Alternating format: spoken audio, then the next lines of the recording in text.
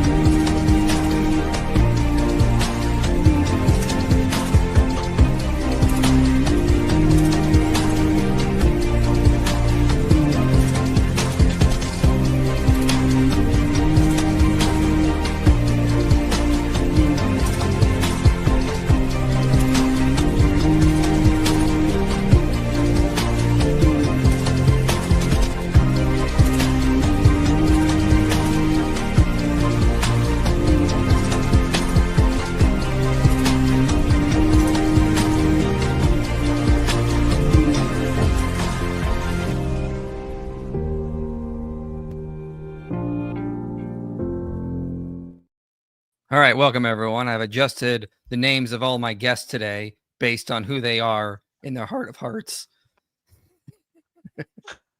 Yeah, Stephen. I was surprised to see Stephen here. Listen, 8 o'clock. I was here at 7:59. That's all I'm saying. It was. I was like, I don't know what late is in your book, but we're doing a live show, Stephen. You can't show up 15 minutes as the early live is show on time. starts. You got to show up like at least 3 minutes before. But anyway, blame the we started the contractor. Blame the contractor. I thought you were Oh, going to do the. I thought you were a Lord of the Rings fan. Where's the wizard is never early nor late? Yeah. But he was wrong when he said that. So I mean, he said the right thing, but he practiced it wrong. So I mean, maybe I'm just patterning myself after Gandalf. All right, we're getting way off topic. All right, you can adjust your names now, except for Eric, which is his is perfect. So I'm going to keep that one. But welcome everyone. I'm so old. You were very old. How you're what? You don't look a day over 50, What, 40? 40. Oh, Dan is being nice. Dan is No, he looks like he's 40 something. I thought Stephen was younger than you, Eric. I found this today. Sahi al-Bukhari, 3462. Allah's messenger said, "The Jews and Christians do not dye their gray hair. So you shall do the opposite of what they do." So, I mean, how much do you have to hate Jews and Christians to be like, you know what? I'm going for the gist for men, you know. So, but that's how you get them.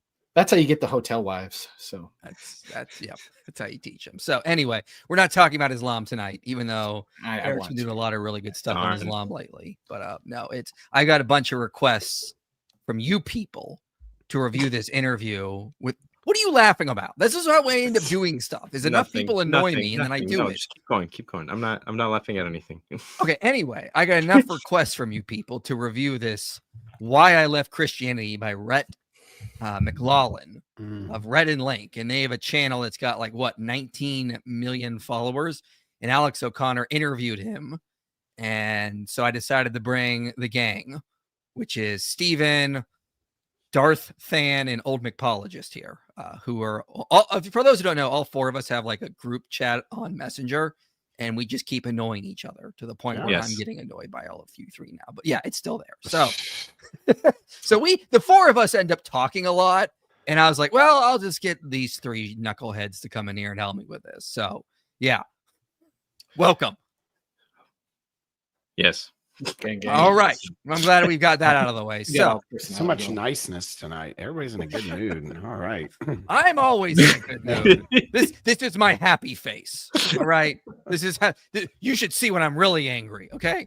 Than knows it. He had to wake me up early one day, and I was pissed off. But anyway, we're here today. So I must have blocked that from my memory because it was so traumatic. It was very traumatic. Anyway, Than used to be able to see normal, and then I hit him so many times he needs glasses now. So that's the place we're in.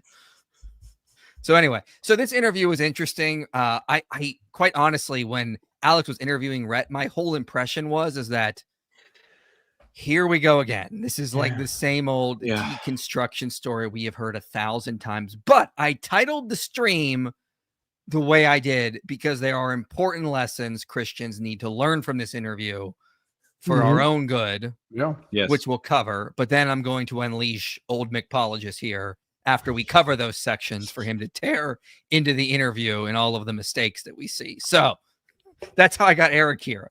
Get off my yard.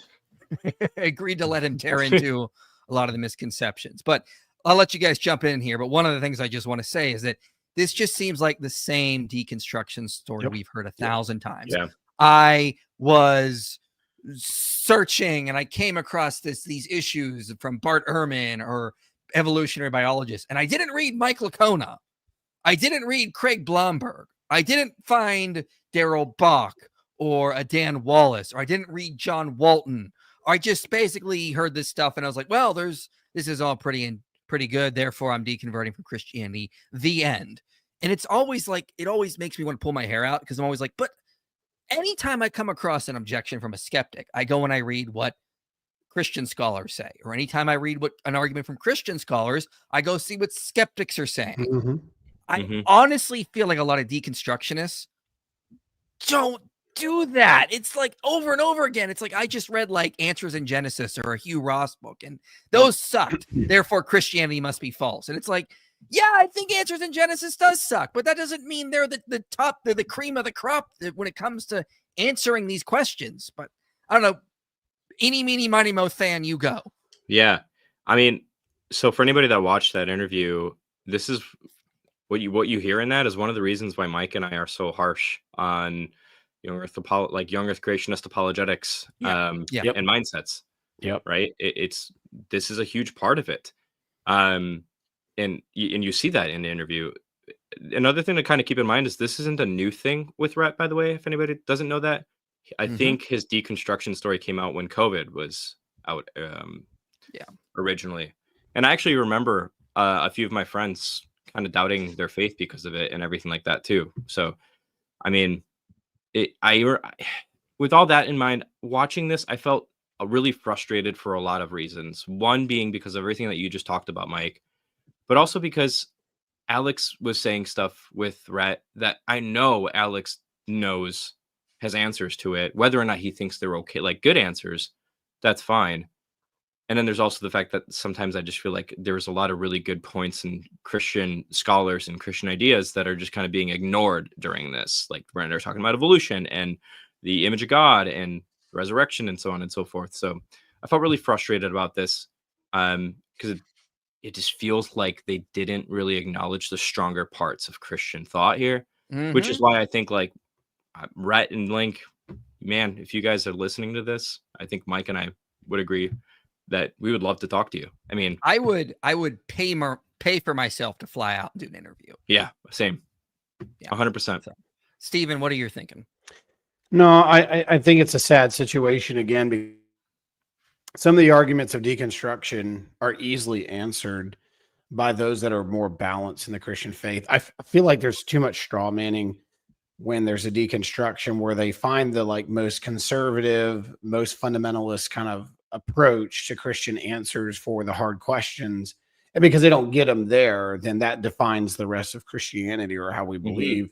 And I think that's not new. That's something that's been happening over and over again. Now I know that these individuals would fight back on us and say, no, that's not true. We searched high and low, but every time they go to punch against Christianity and they're walking away, it's those figures. So if your issue was truly with a Richard Bauckham or somebody like N.T. Wright, then why is it always these fringe fundamentalists, overly conservative, Ken Ham figures, and it's the ones that you're always talking about as to why you weren't satisfied with Christianity. If you did study the others, what's your arguments to them? What's your view there? So it is sad because I think that some of these questions and issues I sympathize with as a Christian and go, okay, we wrestle with that. We wrestle with these questions and we wrestle with them regularly, but we don't we don't just limit ourselves to some people in the Christian faith, because we spend most of our time arguing with other Christians about why their perspective and worldviews are wrong. And we're having to constantly do that to say, look, you guys are off base here and you're missing the major premise of Scripture and Christianity by overly focusing on these things. I spend more time debunking bad Christian theology than I do skepticism and atheism. So like, you don't have to feel like you got to leave the Christian faith to rebuke it or something like that. So it was just sad because I felt like there's so many places where things could have been easily answered. Yeah. Eric, you already did a video on this, which was pretty good, but what are your thoughts? I think I kind of wonder if Rhett is a little bit of like a product of his time. Yeah. In that, like, there wasn't. I think apologetics in some ways has taken a decent step forward since when he was really just deconstructing. Yeah, it was like what, 15 years ago. Yeah, it's definitely taken a step forward. Yeah, and also it's not just the step forward in terms of like the quality of the arguments, but just the sheer accessibility of it all. I would imagine it'd be difficult for some of these people, like in Rhett's case, even though like I'm sure he had, access to resources and could look for books. But I remember just getting interested in apologetics for the first time, like around the same time he was deconstructing, I would say. And I didn't really know where to look. I just happened to be in a Facebook book group with Tim McGrew, who's a Christian philosopher, and just gave me tons of like really awesome material. I wasn't doubting my faith. I was just struggling to share it with people who had already deconstructed. At work, I was friends with somebody who was like into some sort of like Buddhism stuff, but he was a missionary kid, and he seemed kind of like bitter towards the faith that he left, and he seemed like he really kind of thought a lot of these things out. And I just tried to talk to him, and share my faith with him, and didn't really feel like I had adequate answers for him. And so I was like, well, I should probably learn how to defend what I believe better, or examine it. I mean, what if what this guy is saying like has some sort of merit? I didn't really hold Buddhism as something that was very plausible, but maybe he's got some valid arguments. And so where do I go to look for this stuff? And because of somebody like Tim, who's like this seasoned, like professional philosopher, I was able to get pointed to that. But like now it's got to be difficult, but now you have resources, there's channels everywhere. The information is just everywhere. And then there's like, as somebody who's also a counselor, and Than is too, and Stephen for Talk About Doubts, which is like an online one-on-one kind of ministry thing that we do like over Zoom with people who are deconstructing or have deconstructed and maybe are looking for a rational path back. Like a lot of the stuff that he said was extremely familiar. I mean, I'm sure you guys have all heard these on these calls. And I mean, anybody who's been dealing with people who've left the Christian faith. And so it was really familiar. And I understand like kind of where he's coming from. But I just think now there's just better information that maybe he's wasn't aware of that I would hope he would avail himself to, because a lot of stuff that was coming out about what he was saying was like, bias. You Christians are so biased. You know? And like you're just kind of deciding what's true, and then you're trying to find things that back it up. And maybe even my story with what I just said sounds a little bit like that. But at the same time, like I think we all should be pursuing truth, and we want to all mitigate our bias. We're all going to be biased to some extent. But like if Rhett wants to continue to stay unbiased, then he should still be exploring, and hopefully he is, and so that would be what I would, like you guys said, I wholeheartedly agree. As somebody who's spent a lot of time talking to people who've struggled with this kind of stuff, I would love to have a conversation with, somebody like himself. I mean, anyways. Yeah. I mean, like, it just seems like this is, as I said, it just people deconstruct, and it just seems like they just start reading all like the liberal side or like the critical side. And like, I mean, like, read that stuff, but also, I mean, like, read Luke Vandewey's book that just came out, Living Footnotes on the Gospel of Luke. Absolutely. I mean, read that kind of stuff, for example. Read a good, like, Kenneth Kitchen book for the Old Testament here. There's a lot of really good stuff out there, and it just feels like a lot of these deconstructionists deconstruct with only hearing one side of the aisle, and that's kind of what I got a lot from Rhett. Now, he did say he read, like, Hugh Ross and Answers in Genesis and Francis Collins. Yeah. But it's like, again, those are not the top tier. Like, no. I don't think anyone would say that. So that's why somebody in the chat said it was like pop level apologists versus critical scholars. Exactly. And Yeah, that's and it's kind of like- what is frustrating about it all. It is Yeah. frustrating. I want to give Rhett the benefit of the doubt in the middle of his deconstruction there really quickly too, because like for all you know, he just thought that those names he's giving are the top tier and doesn't know about the people that we're talking about. But then at this point, if you're going to talk about this kind of stuff, you should know about those people and compare the best with the best. I mean, Right. one of the best books that may have helped my faith was early on was Craig Blomberg in his work. Like that, like his stuff was phenomenal early on. And I learned stuff from that old apologist who is still around, but doesn't do as much, JP Holding, for example, that kind of stuff. I mean, like he puts out a lot of really good stuff on cultural context that helped me early on. So there's a lot of better stuff out there. But before we get into this, let's get to some super chats, and then I'll start playing some clips from the interview for us to respond to. So Metronome Hater. All right. Are you planning to work on God's existence? Yeah, I'd like to go back. I'm already thinking of going back to the ontological argument and then doing some more stuff on that.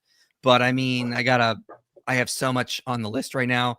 It's going to take a while. And like, I think there's just so many important topics to get through. I feel like 10 years ago, we really hit that on the head.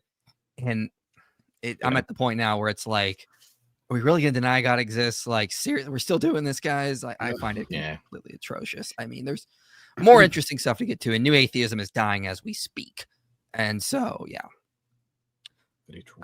Quentin asks, do you think Old Testament authors ever asserted false assumptions about God, i.e. attributing a natural cause to him as an act of judgment, like Peter Enns views? I would need some more specifics. I don't think anything in scripture is necessarily wrong. However, like, for example, someone could speak.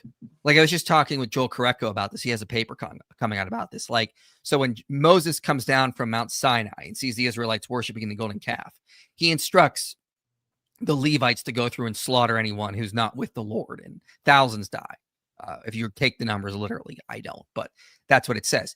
And Korecko makes the case that this is not a command of God. This is Moses acting on his own. So we can fully assert that when someone is speaking in scripture, it's not the narrator or God, they may be incorrect about something. I would be fine with that. There are certain times that might be hard to do, like maybe, you know, like, I don't know. I can't think of anything off the top of my head, but I would take it on a case-by-case basis. It's perfectly normal to accept that the people in the Bible are fallible and may get things wrong, but I don't think we can say God gets things wrong. Thank you, Public, for the super chat. Will there be a May 4th Star Wars stream? Fan, is there going to be a May 4th Star Wars stream? I'm checking the calendar really quick because You're going to be out of town. Yeah, I'm gonna be in Europe. It's a Sunday. Why would I do a Star Wars stream? Because it's May the 4th be with you. Good for them. What am I? I'm the Lord of the Rings fan, dude. Okay, that's what we do. We don't do Star Wars. Nah. We do real literature. Okay, like good storytelling. Especially after that last trilogy, which was a massive dumpster fire. Well, when Disney bought Lucasfilms, it went down. It went down fast. I don't even like the original trilogy that much. I don't really either. I think the plot is interesting. Space wizards, cool, but I think the storyline, if you think about it, it's not really that good. Luke is whiny. I mean, it's like, then he's boring in the last movie. I'm sorry. I know there are people that would crucify me over that, but I'm just, I feel like a lot of the things said in the interview were just really weak talking points. Yeah, mostly. That's the way a lot of us feel. And, you know, thoughts on Tim O'Neill from History for Atheists. I think Tim is great. He puts out a lot of really good work. He's not a Christian. And I think sometimes he's annoyed that we promote his stuff or like him so much. I don't care. He puts out good stuff. At one time, Paulogia got him to do a response to me, and I was so excited because I was going to get to debate with Tim O'Neill through streams or videos, and then there was just never a reply. But I mean, I was thrilled to be engaging with him last year. So I don't know. Yeah, I like him. I'm sure he's super annoyed by the fact that Christians like him so much, but I think it's funny. You will be liked. He's good with all the pseudo history garbage that they throw out there. Yeah, and I read atheist myths. I know. Yes, I've read yeah. so many books he's recommended. I'd love to get him on the channel, but I don't think he ever will come because I don't think he wants to be too associated with the Christians. JMO, preacher of the milk, says, should I read? The milk is my shepherd. Through it I shall not thirst. It guides me through it. What is this? Stop it. Get some help. Just You're really good at that. That's a really good impression. I think it was thank you, Eric. I think you said that one well. Do you guys object to Christians, Presbyterian like myself, enjoying listening to Hillsong or Elevation worship to energize my faith? No. No, I don't have a Who problem. would Some people be would. against that? Why? Whoever you want. Some people get really grumpy with Hillsong or Elevation because they're charismatic. Okay, but that doesn't mean they put out bad music. I mean, like, Some of it's Meat and bad, bones. but some of it's good. yeah, Yeah. meat and bones, fellas. Meat and bones. You take Yeah. the meat, leave out the bones. This should be so. No, nothing wrong with that. I am Yeah. charismatic, so I just like dance to like the organ, like like the crazy organ, and then you got the black church lady doing the whatever. So I want to see you in a Pentecostal church, running up and down the aisles, sweat draping down, you speaking in tongues, flailing your arms up. I'd pay good money to see that, sir. you just come visit me any Sunday, and you might. I What don't know. in Iowa? Yeah, you don't want to come to Iowa. It's terrible here. Hey, don't dox me, bro. Just move to Arizona. Just come down to Arizona. I would like to come to Arizona. Move. Just come down here, baby. I got you. Testify. Josephus and Tacitus showed Jesus existed? ? I don't think it's the best evidence. I think they're just one. I think this is where the mythicists have an okay point in that, like, they're just regurgitating stuff that they probably picked up from other sources or whatever. Your best sources are going to be the Gospels and Paul. just the New Testament and Paul. Yeah. Yeah. So Yeah. I mean, I feel like the way they sort of talk about Jesus existing is like how we would talk about Herbert Hoover existing. We don't have to look it up. We just know it. I don't think Tacitus and Josephus had to look it up. It was just common knowledge this guy existed. he's also Like- the only president from Iowa. Yeah, that's true. Look at me. Look at me making this all connect now. It's an But yeah, I undesigned think- coincidence. Sorry, that was terrible. But I think it's just like that. It's like they didn't have to like prove he existed. They're evidence that it was just established fact. This was a real Yeah. person. Mhm. And like, so like Let's some take of it the for arguments you'll get from mythicists, like, well, they were just repeating what Christians have heard. So basically you're admitting that Christians by the 60s or by the second half of the first century believed so heartily that he existed. They didn't even have to like question it. It just was like it Right. really, gets you to the point. Well, and the problem with that one, specifically for Tacitus, is that he wasn't writing particularly about Christianity in the sense of like he was writing to Christians. The statement would benefit him no more just to like, oh, this is the rumor mill. Christians say this happened. And so I'm just going to repeat the rumor mill. He was a court historian. I mean, his purpose was to give the data as he knows it. And he's writing as a person who's a part of the Roman official group would to other people about the situation. He wasn't talking to Christians or necessarily approaching them. So that's a carrier statement that's just argument from silence, because there's absolutely nothing there that shows that he got that from Christians, because he doesn't say he got it from Christians. He's a court historian. He would know what happens. Yeah, well said. Thank you, Mary, for the generous $10 super chat. Lovely photo. Andrew asks, are you aware of any good responses to Sartre's implicit argument against perfect being, conflict between perfection and freedom of becoming? He also says, I'm especially interested in hearing from you because you seem to believe that cultivating virtues through freedom is more valuable than perfection. Yeah. I'll give a short answer to this. Right, go ahead. I would just say I'll let you do Sartre. Oh yeah, I would just say Sartre has a poor understanding of what freedom is. I would actually say that God is the most free type of creature. If you kind of cash this out in terms of powers and liabilities, You can cash me outside. Cash me outside. How about that? Mhm. And so I would just argue that God is the most free creature that could possibly be, because he is perfect and has no weaknesses of the will or anything like that. There's a lot more that I can say here, but I'll kind of keep it there to be brief. Okay, yeah. Is that really your happy face, Michael? Yes, I'm extremely happy Can't you tell? Is there a problem? Am I not doing it right? It kind of looked like his PFP. They Yeah, got that's the same exactly mug. what's wrong? I don't see the problem. Okay, anyway. Wait, really All right, quick, well, Mike. I want to show what? you this just to make you upset. Okay. What is that even supposed to be? What is where Pan did is that hot. photo- It's a picture of me. where did that photo come from? Is that an actual It's a picture of me. I have no clue how they got that though. did you what did I here's I wanted to show you. Did you, Eric and Steven, did you see this lovely image that someone sent in the other day? Oh no! No, they did you dirty with the stash there. No, what are you talking about? They did him glorious. This guy, this looks like he is the #1 Comic-Con fan ever. He paid $3,000 for that outfit, kind of thing, to go. I feel like that guy would write me like a speeding ticket too, though. Like, Do you imagine a cop pulling you over in this outfit? oh man. dude, it's over. I love this image. I'm never getting rid of it till the day I die. So let's get into this video since we've been going too long and have not really got to the clips yet. So let's start here. Just a short little clip I want to play.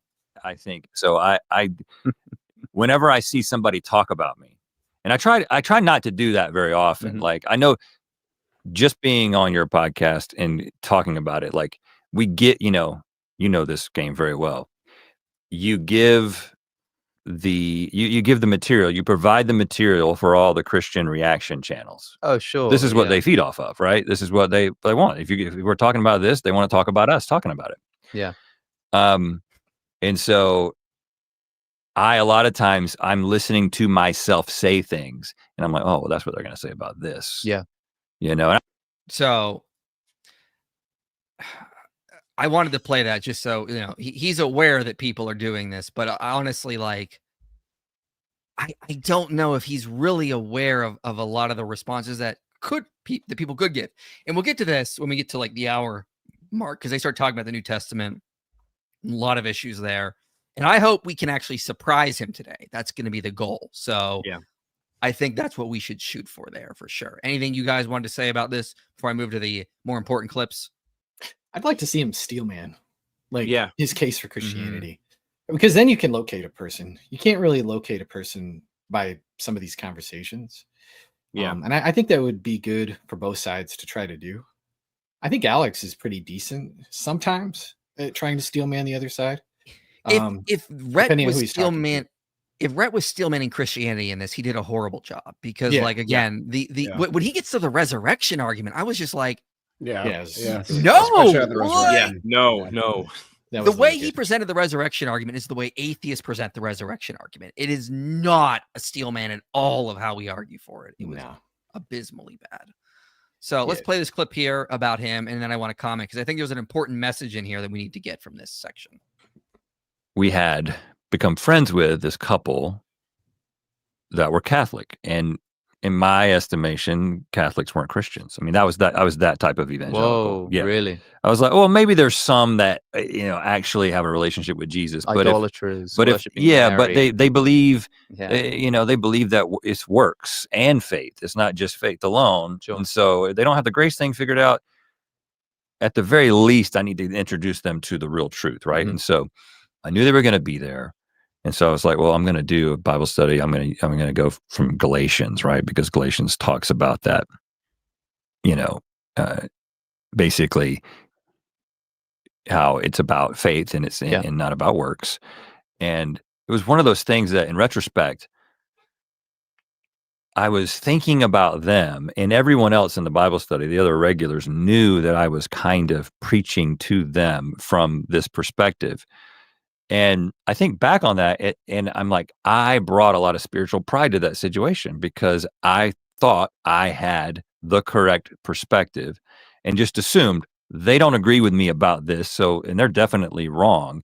I'm bringing them in to give them the truth. When you think that you've got the truth, and it's a truth that impacts everyone, it applies to everyone, it's really difficult to not take pride in that and to begin to see yourself as better. I mean, I'm not saying that all Christians think that they're better than other people. Mhm. I'm just saying for For me, your experience. knowing it, I remember lying there when I was in college and thinking how grateful I was that I basically believed the right thing about Yeah. everything.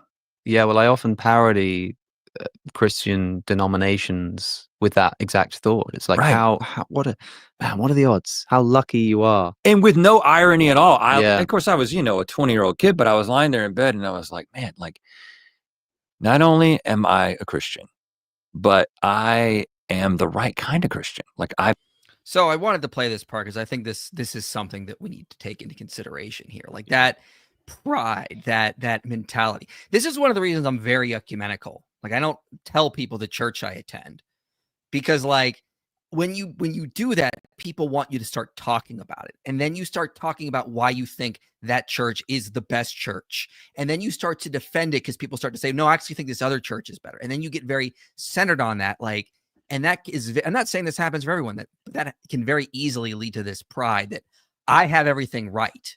And then when you fall into that issue that Rhett fell into, when you start to deconstruct, when you start to have doubts, you're not going to go to the Catholics. Like if you're an evangelical, or if you're a hardcore trad cath, you're not going to go to the evangelicals. Or if you're an ortho bro, you're not going to go to the Catholics or the Protestants because you are in the best version of Christianity as it was. If that one is deconstructing, then in your psychology, none of the other ones can help you. So you have to have some humility. You have to have this idea that maybe God is working through other churches you never thought he could worship through, or could work through. And that maybe sometimes they have other answers. Like when I was struggling about how to understand hell, I got a lot of good stuff from Tim Keller, who's a Presbyterian. And then I read stuff from Orthodox theologians who gave me some other good stuff. And then I read Peter Kraft, who's a Catholic theologian. And then Jerry Walls, who's an evangelical. Like I realized that there's a lot of really good theology outside of my bubble early on when I was going to this big mega church at this time. And I realized that I need to explore the rich theology and traditions in other churches because they may have answers that I've been seeking, and I cannot have this ego that I have all the answers and that I can't learn anything from anyone else outside of my bubble. And I think when we get into that mentality, if you go through like 5-10 years, go through a deconstruction phase, you're not going to be seeking answers among Christians because again, you're already the pinnacle of Christianity. And when you fall, why would you stop to see what the other churches are doing? They're not even real Christians. That's a problem. This is one of the reasons we need to be ecumenical, open to the ideas other churches have answers that we may be seeking, and that'll help us grow as a body. Yeah. I think there's a part of this where the framework of historical Christianity is lacking a lot of the church. Sounds like he was in some sort of reform group. And because his perspective of the Catholics seems to be more reform. So one of the things that I've noted about people that deconstruct is that they're deconstructing from the form of Christianity that they've always been in, that you believe is right, like his situation. The problem is most of these groups, especially it seems like in the one he was in, doesn't have a historic framework of Christianity from its early conception. Like how much did he actually get into the early church? How much did he get into the 2nd century patristics? I mean, this is one of the biggest reasons I spend most of my time in the early church, because that is where the most pure and unadulterated Christianity came from. It wasn't legal. It didn't have the conveniences. What they really wanted, what they were truly for, what they were truly trying to do, those things were handled there. And some of the greatest minds of the Christian faith battled out some of the greatest errors that came into the church. Mm-hmm. And so I think a historic framework is so important for somebody who's struggling with a modern Christianity or a reformed Christianity. And typically they deconstruct from what they've been taught. In his perspective, it seems like from the point of the Reformation. That's what he deconstructed from. Something that went back to the Reformation theology. And I think that it's an unfair thing to do. Like if you're going to deconstruct Christianity, you need to be able to deconstruct all the way back through the church fathers into the 2nd and 1st century, late 1st century. I think you got to be able to go all the way back to the New Testament text and work yourself through history and say all of these Christians in all of their perspectives of theology and philosophy are in complete error from start to finish. Real quick, and then I want to hear Than and Eric. But real quick, one of the problems I see with modern evangelicalism is this idea that it's not like an explicit idea, but there's this implicit idea that after the first Christians, there was clearly a falling away, and that we're getting back to the way it really was. And so I didn't learn about the church fathers growing up in my big mega church because we don't talk about them. It's just the Bible. And then everything went wrong. And now things are getting back. So no one explores Christian history in a lot of these big evangelical movements. And they're missing all this rich Christian history that you spoke about has dealt with a lot of these issues and have had answers for them. So, I mean, if like, again, they sort of just look at all that Christian history as if it's been it's like the Bible, bad stuff, Martin Luther, sort of okay. And then Billy Graham really got everything on track. And it's like, that's not the right outlook. And to be clear, before they jump in real quick, Than, but like this is what Mormons teach. This is what the Seventh-day Adventists is that there was this massive apostasy after John the Apostle died, and then lo and behold, people started showing up in the post, either in the Reformation for those who Reformed, and these other groups in a post-Enlightenment era. All of a sudden, people started having the true visions, and Christianity's been restored that went missing for 16, 17, 1800 years. It's no different. You cannot criticize these other groups because they're teaching the same exact thing about true knowledge, true faith, true Christianity. Yeah, all I was going to say is I can't really relate to what Rhett is talking about here because I didn't grow up a Christian. But I can say this, from the outside looking in, it sounds like the same story that I hear a lot of through Talk About Doubts when I'm dealing with people that they're deconstructing or doubting their faith through Talk About Doubts. It's always the same thing, which is you have this little bubble of theology and this is the right one. If this isn't right, nothing's right. Where I think the practice of good theology is the same structure as if like you're doing good science. You're going to keep updating your view on something as you come across new evidence to fit it better. I mean, like that's what we do in science. Evolutionary theory has done that time and time and time again to fit data better. Just because you might have some auxiliary beliefs wrong when it comes to Christianity doesn't mean that Christianity as a whole is wrong. Yeah. You can update those things. So yeah, I was going to say something kind of similar. It's just that there's like high stakes objections to Christianity and then there's low stakes. But I noticed that a lot of people that come out of maybe more of a fundamentalist evangelical background somewhat struggle with this stuff. Like I remember seeing a video like a couple years ago. You guys remember Christy Burke? Like she was a big I do. Popular person all over the place on Deconstruction TikTok and YouTube, and she was talking about like one of the first things that made her question her faith was like Calvinism, because just Calvinism is definitely what the Bible taught. And so like that made, and even you hear the same thing. Rhett says basically the same thing. Yes. He's going out, he's doing evangelism for Campus Crusade, and he's like this kind of like soft 4-point Calvinist or whatever. But he's like, he starts questioning that. And I'm like, that's not something that strikes at the very heart of the Christian faith, because there are plenty of like reasonable people who aren't Calvinists that are out there. Yeah. And like, there's a variety of views that I think are like available, you know? And so there's like high stakes stuff. So like, I'm pretty ecumenical too. So when I look at a Catholic, I'm like, hey, that person believes in the resurrection and the deity of Christ and that God created the world and the Trinity and all the things that I think are like essential and like that are clear through Scripture. But there are other things in Scripture that aren't quite as clear, but they're like the non-important issues that unfortunately like so many people split churches over. That it's like, I get it why somebody would like hold different beliefs than I do about the sovereignty of God or something like that. And I think that's an option, and I don't think they're like non-rational for accepting it. And so, but if that's at the core of your faith, then once that creeps in, then it's like, it makes everything else way more shaky. That's the thing that, go ahead. No, I was just say, I think that it's not a bad thing. And I tell people this all the time that are struggling with their faith. It's not a bad thing to deconstruct a little bit. Yeah. Maybe your form of Christianity needs to be deconstructed. Yeah. And I think we've talked about deconstruct, and I want to be careful in this program that not all deconstruction is bad. Some deconstruction is good, because there's habits of Christianity or practices of Christianity that we have taken on that are not they're not defendable, and they need to be deconstructed. They need to be brought down to their core, and they need to be exposed for what they are, and they need to build stronger arguments through better evidence. And for me, I went through that. sure. I mean, I think we all did. There was a Yeah. moment of crisis where we're like, oh my goodness, where am I going to land here? And we had to wrestle these things out. I think it's the healthiest thing. It's not fun, but it's the healthiest thing that could ever happen. And I think for him, what he needs to understand, what Rhett needs to understand is like your deconstruction from those things may have been the best thing for you, but you didn't have to deconstruct the other 1800, the 1600, the 1400, the 1200 years with it and throw it all out with the last 400 years, the last 100 years.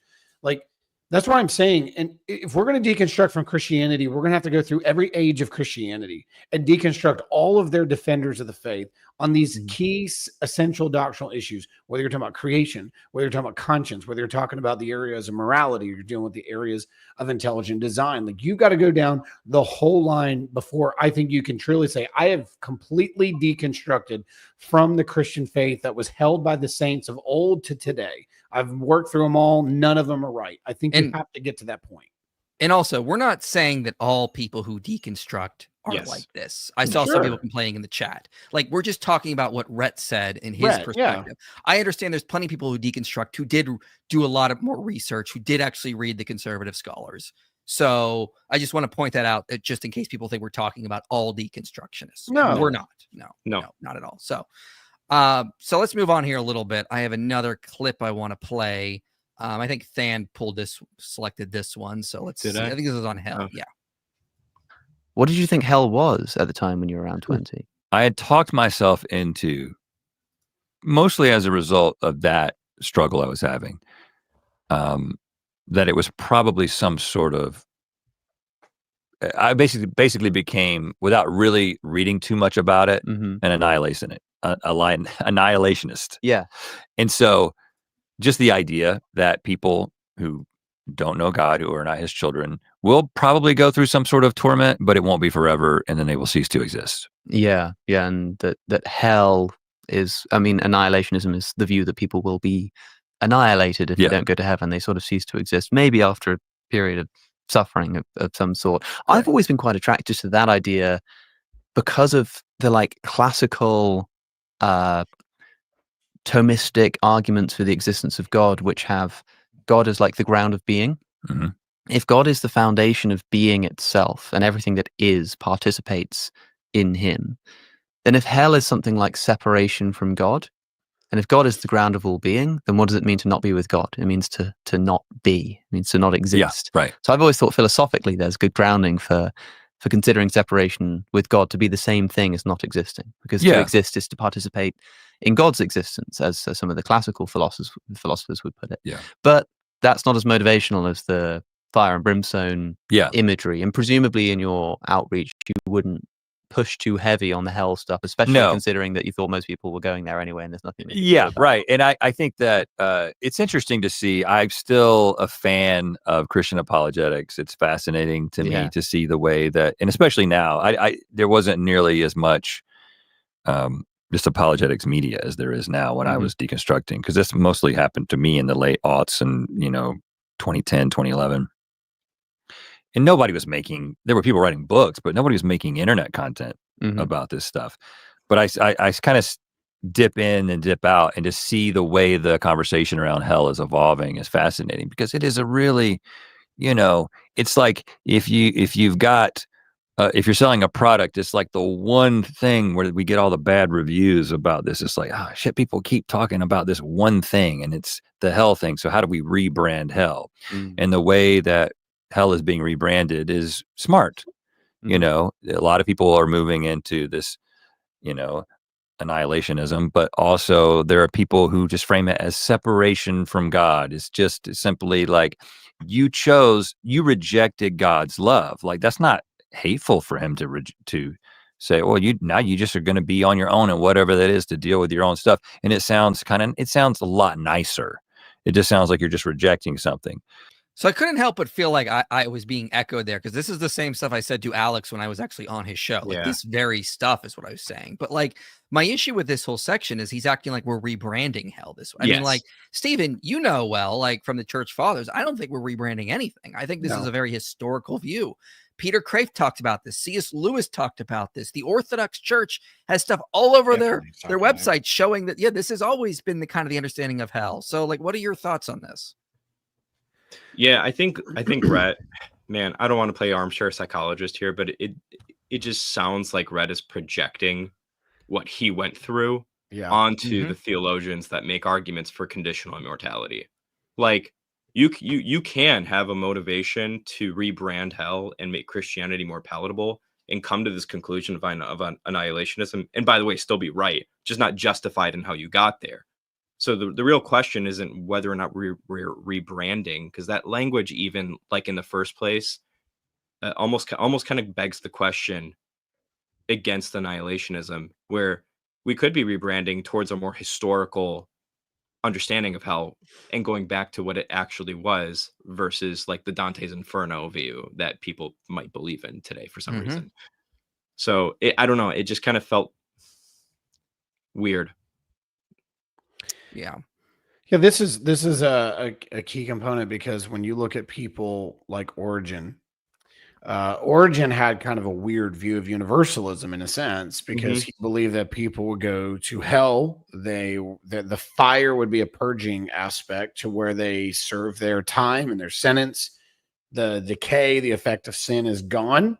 And then once they've served and purified the sin in their lives, then they are actually allowed into the kingdom, which is almost a roundabout universalism, but it doesn't ignore the need of sin and punishment and things like that. So, I mean, even looking at some of the terminology, like even in the Didache, for example, you have at the beginning, this is the way of life and this is the way of death. And then it speaks to almost a finality. The way of death ends in destruction. We don't know exactly what was in the mind of the writers behind the document.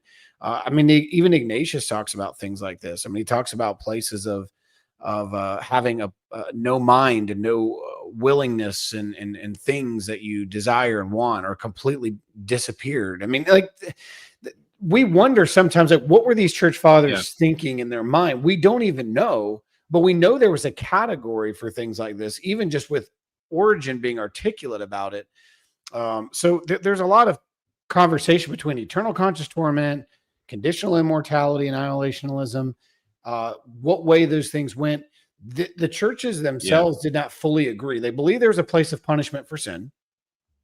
Whether that was like eternal conscious torment or that was some sort of you serve your punishment and you deal with that punishment until it's done, and nobody knows how long that could take. It could 20 minutes or 200,000 years. I mean, like, there was no definitive view other than sin will be punished and there will be separation from God. Yeah. So I don't think it's a new category at all. I think it's a category that people have struggled with from the beginning. Yeah. Yeah. And I know, like, go ahead. I just want to say, if you don't mind, I want to add one more thing to what Stephen was saying really quick. Because, like, you even have Tertullian, who reasons explicitly when he's reading Jesus, saying, "Don't fear the man who can kill the body, fear the man who can kill the soul." Tertullian explicitly reasons to an allegorical or like a metaphorical interpretation of Jesus's words in light of the immortality of the soul in one of his writings. Like, and he's using Neoplatonic thought, and he's saying Jesus must have been saying something metaphorical here because the soul's immortal. Like, we have tons, and that would be like a pro-ECT reading, by the way, not an annihilationist reading. Yes, it would. But the point I'm trying to make here is, like, you have so much in the early church to look at, and like, Tertullian's clearly talking about this for a reason. And the whole entire point I'm trying to make here is, like, this was around way before this rebranding that Rhett wants to say is happening. I was just going to say, I think it was healthy for him at the time to be, like, willing to explore different views, and maybe he came to a view that has, you know, at least people can make biblical arguments and support for and all that other kind of stuff. It's not necessarily the view that I hold, but I don't think, like, somebody who holds that is like a dirty heretic or something like that. But the point is, I think that was kind of healthy that he was willing to go in that direction. But, like, what he kind of gives with his right hand, he takes away with his left, because then he's like, this is just rebranding and it's cultural. And it's like, Arnobius was talking about this in, like, the 4th century. Like, this is something that, like, you guys are all saying, this is a discussion amongst the church fathers from, like, the very beginning. And again, it's something that doesn't strike at the very center of the Christian faith.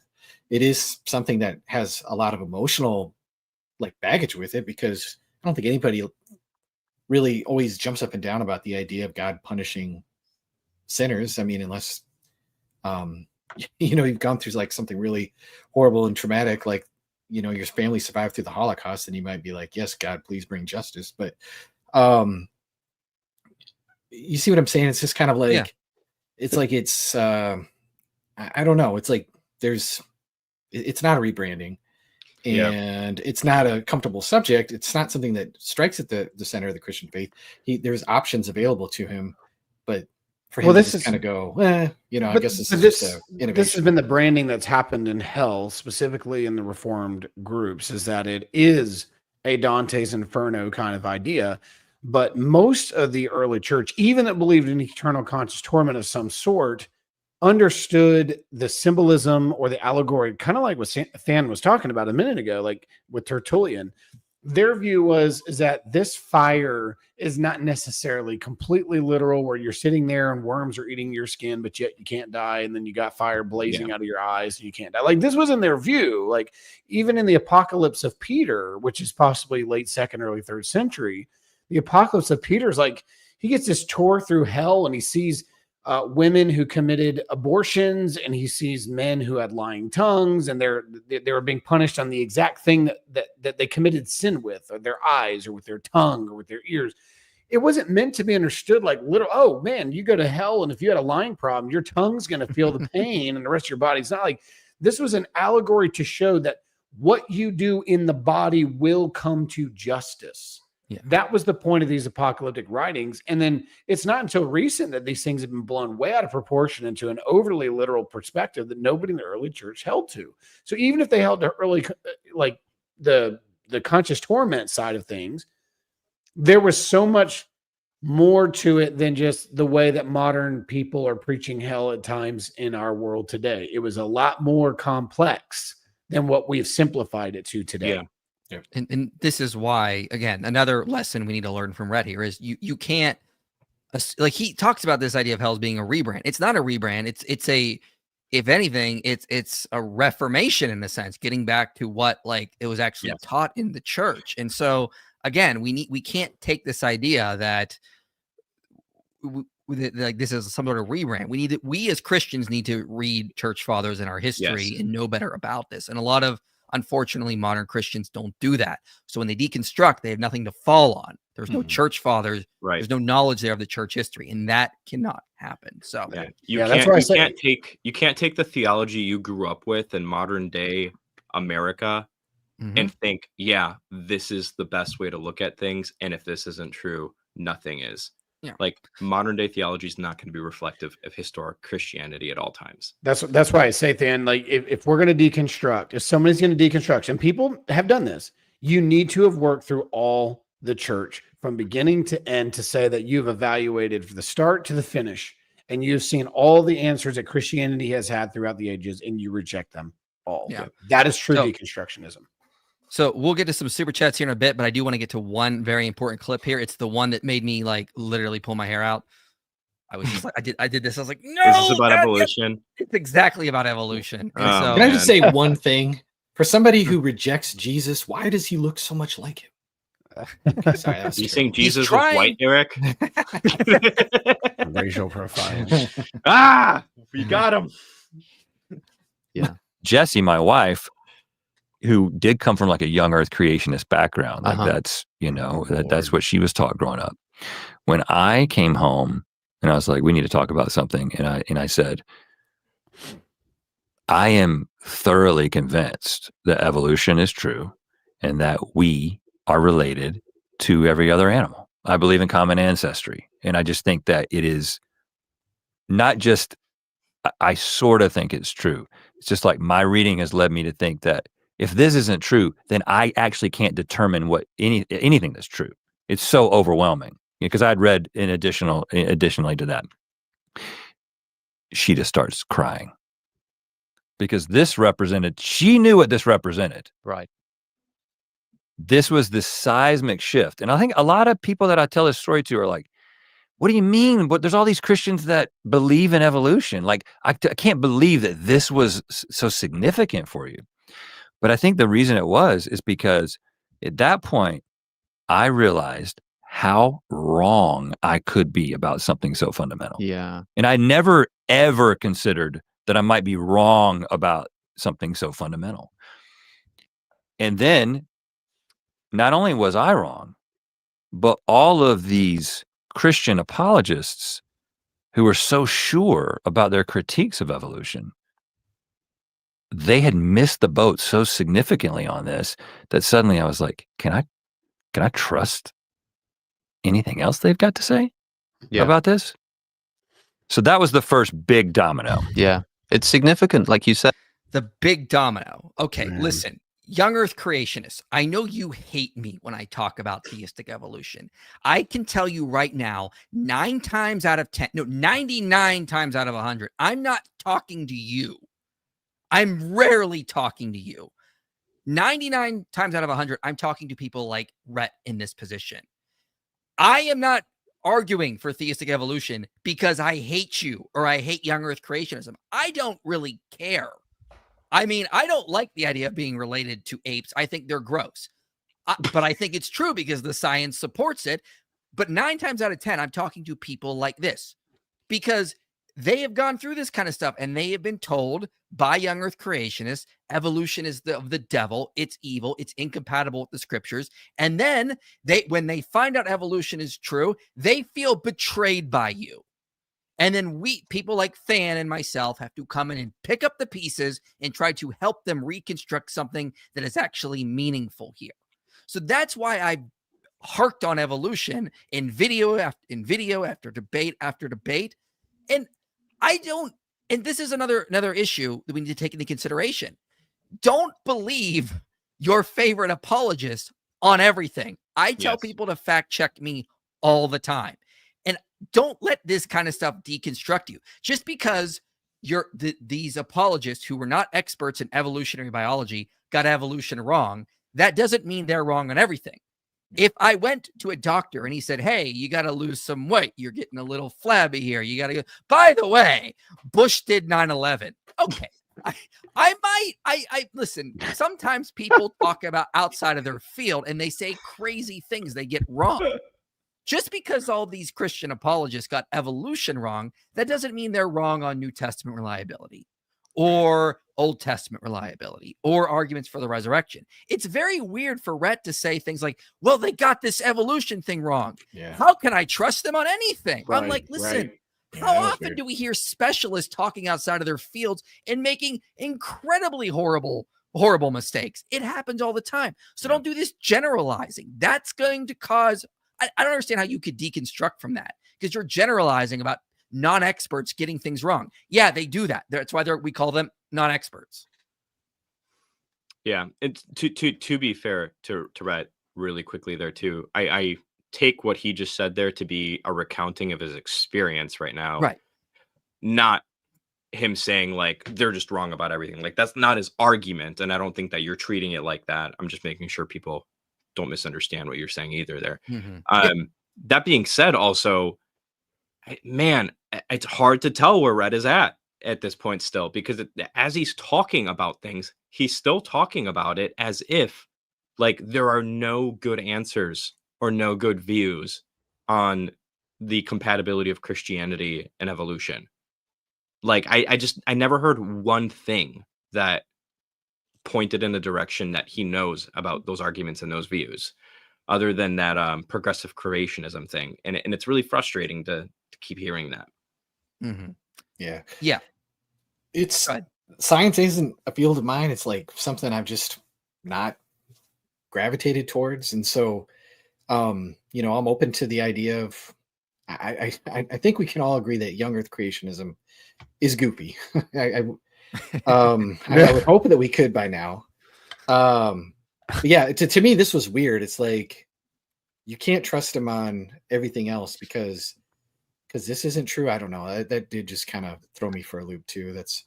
It's just like you said, Michael, it's like not everybody, there's very few people who could be a very good jack of all trades kind of apologist.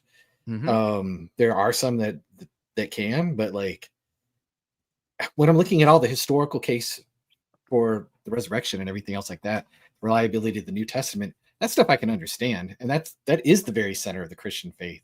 The earth could be 6,000 years old and Jesus could still be dead and Christianity be false.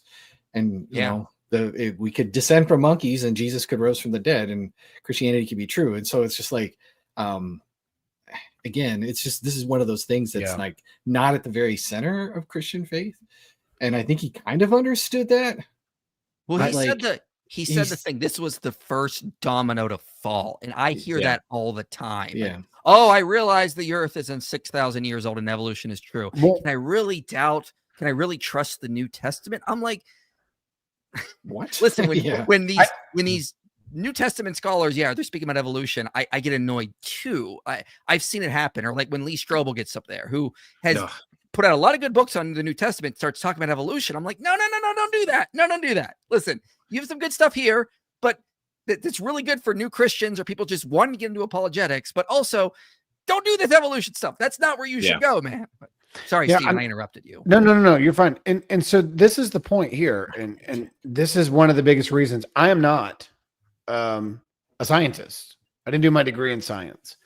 I have friends that are scientists that I lean back on quite a bit for things, and even they don't agree with each other. So, but I do remember, to his fairness, when because I grew up, Ken Ham was, the fourth person of the Trinity. And, we had to deal with, the youngers. It was all about his videos and everything. When I first came to the realization that the earth was probably not 6,000 to 8,000 years old, it was shattering. It threw me off because it made me look at everything very differently, especially not just the Genesis accounts, but God's intentional design.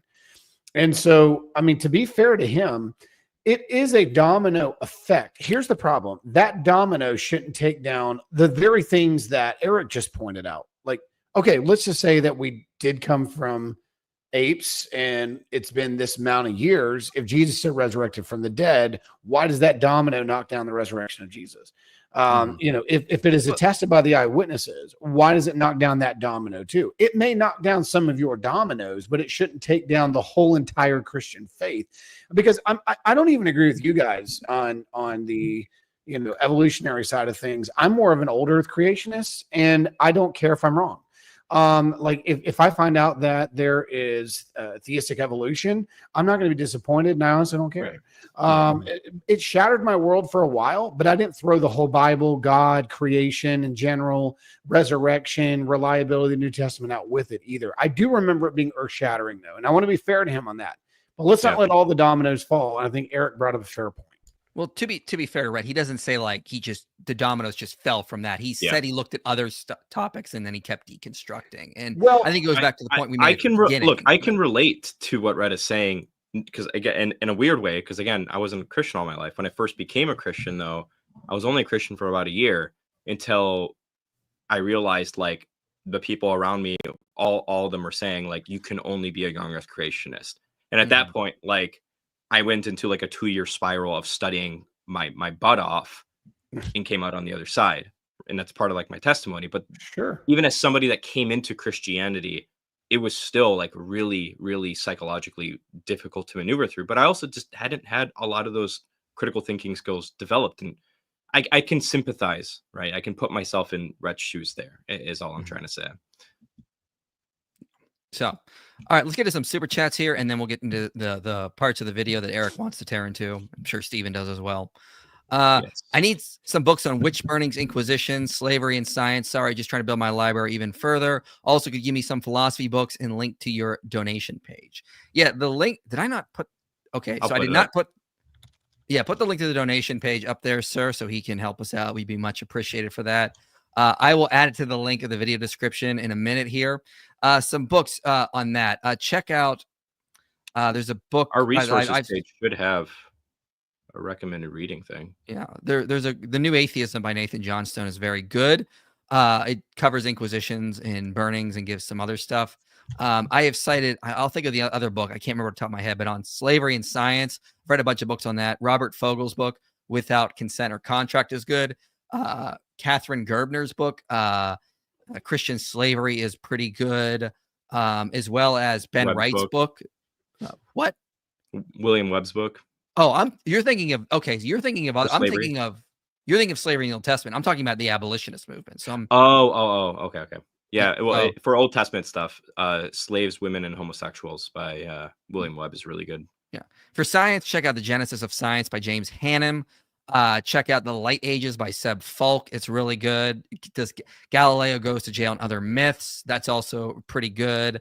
I like The Foundations of Modern Science by Edward Grant. That's also good. As well as The Rise of Early Modern Science by Toby Huff. Sorry, I read a lot of books on that recently. So donation page is inspiringphilosophy.com/give. I'll put in the video description in a minute here. I forgot to put it in. Already put it in the chat. Yeah. Red Strawman makes me think of the God's Not Dead's argument. Movie treats its answers as the only Christian way, which I think leads to doubt. Yeah, for sure. Somebody made me watch that when I was doubting my faith, and oh my gosh, dude, the part where he was like why are you so angry with God? He's defeating the professor, and he's like, because he took everything from me. I was like, dang, man. This is the best thing. Interesting. Yeah.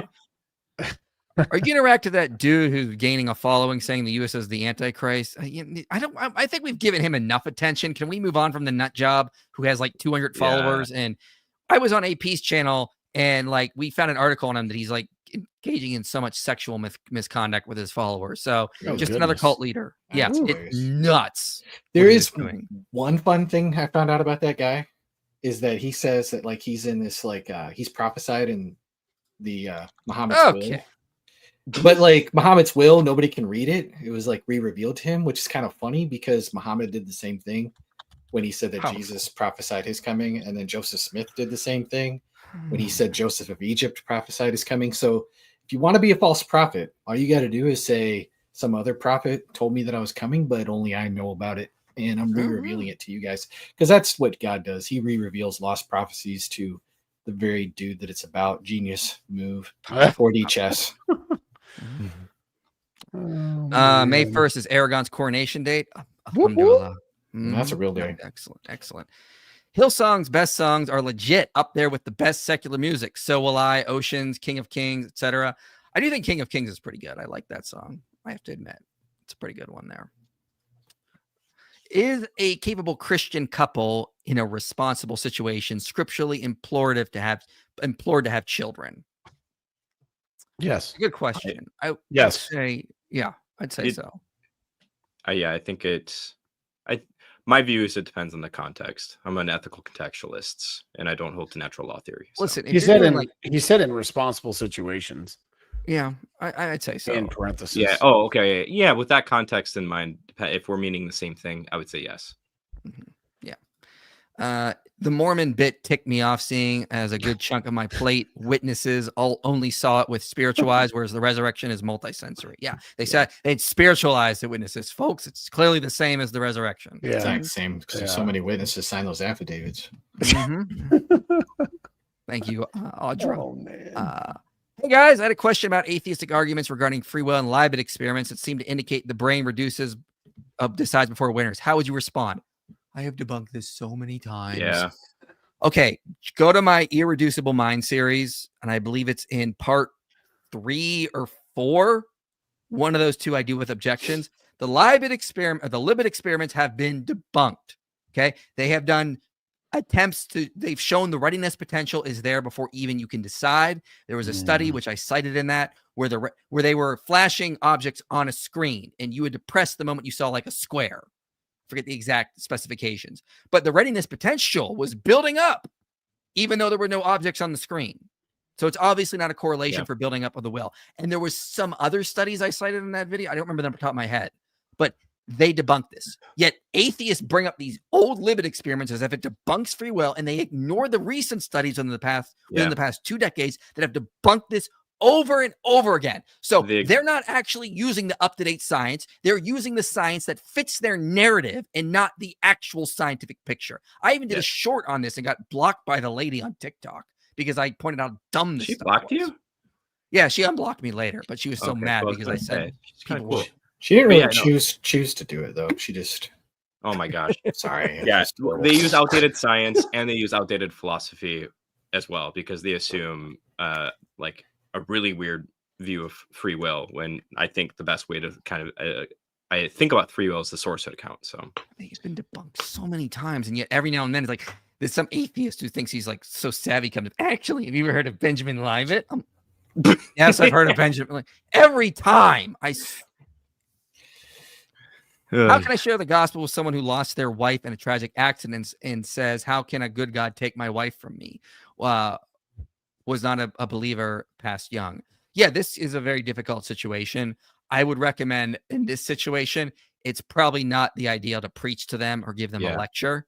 They need a friend and they need someone to be there for them.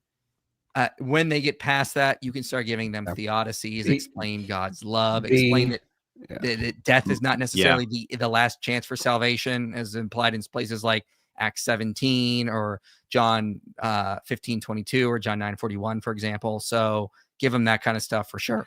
Help them find meaning in their context.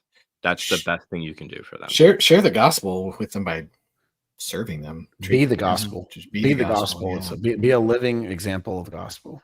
Yeah. Thoughts on the new Sabaton song? What is? I haven't heard it.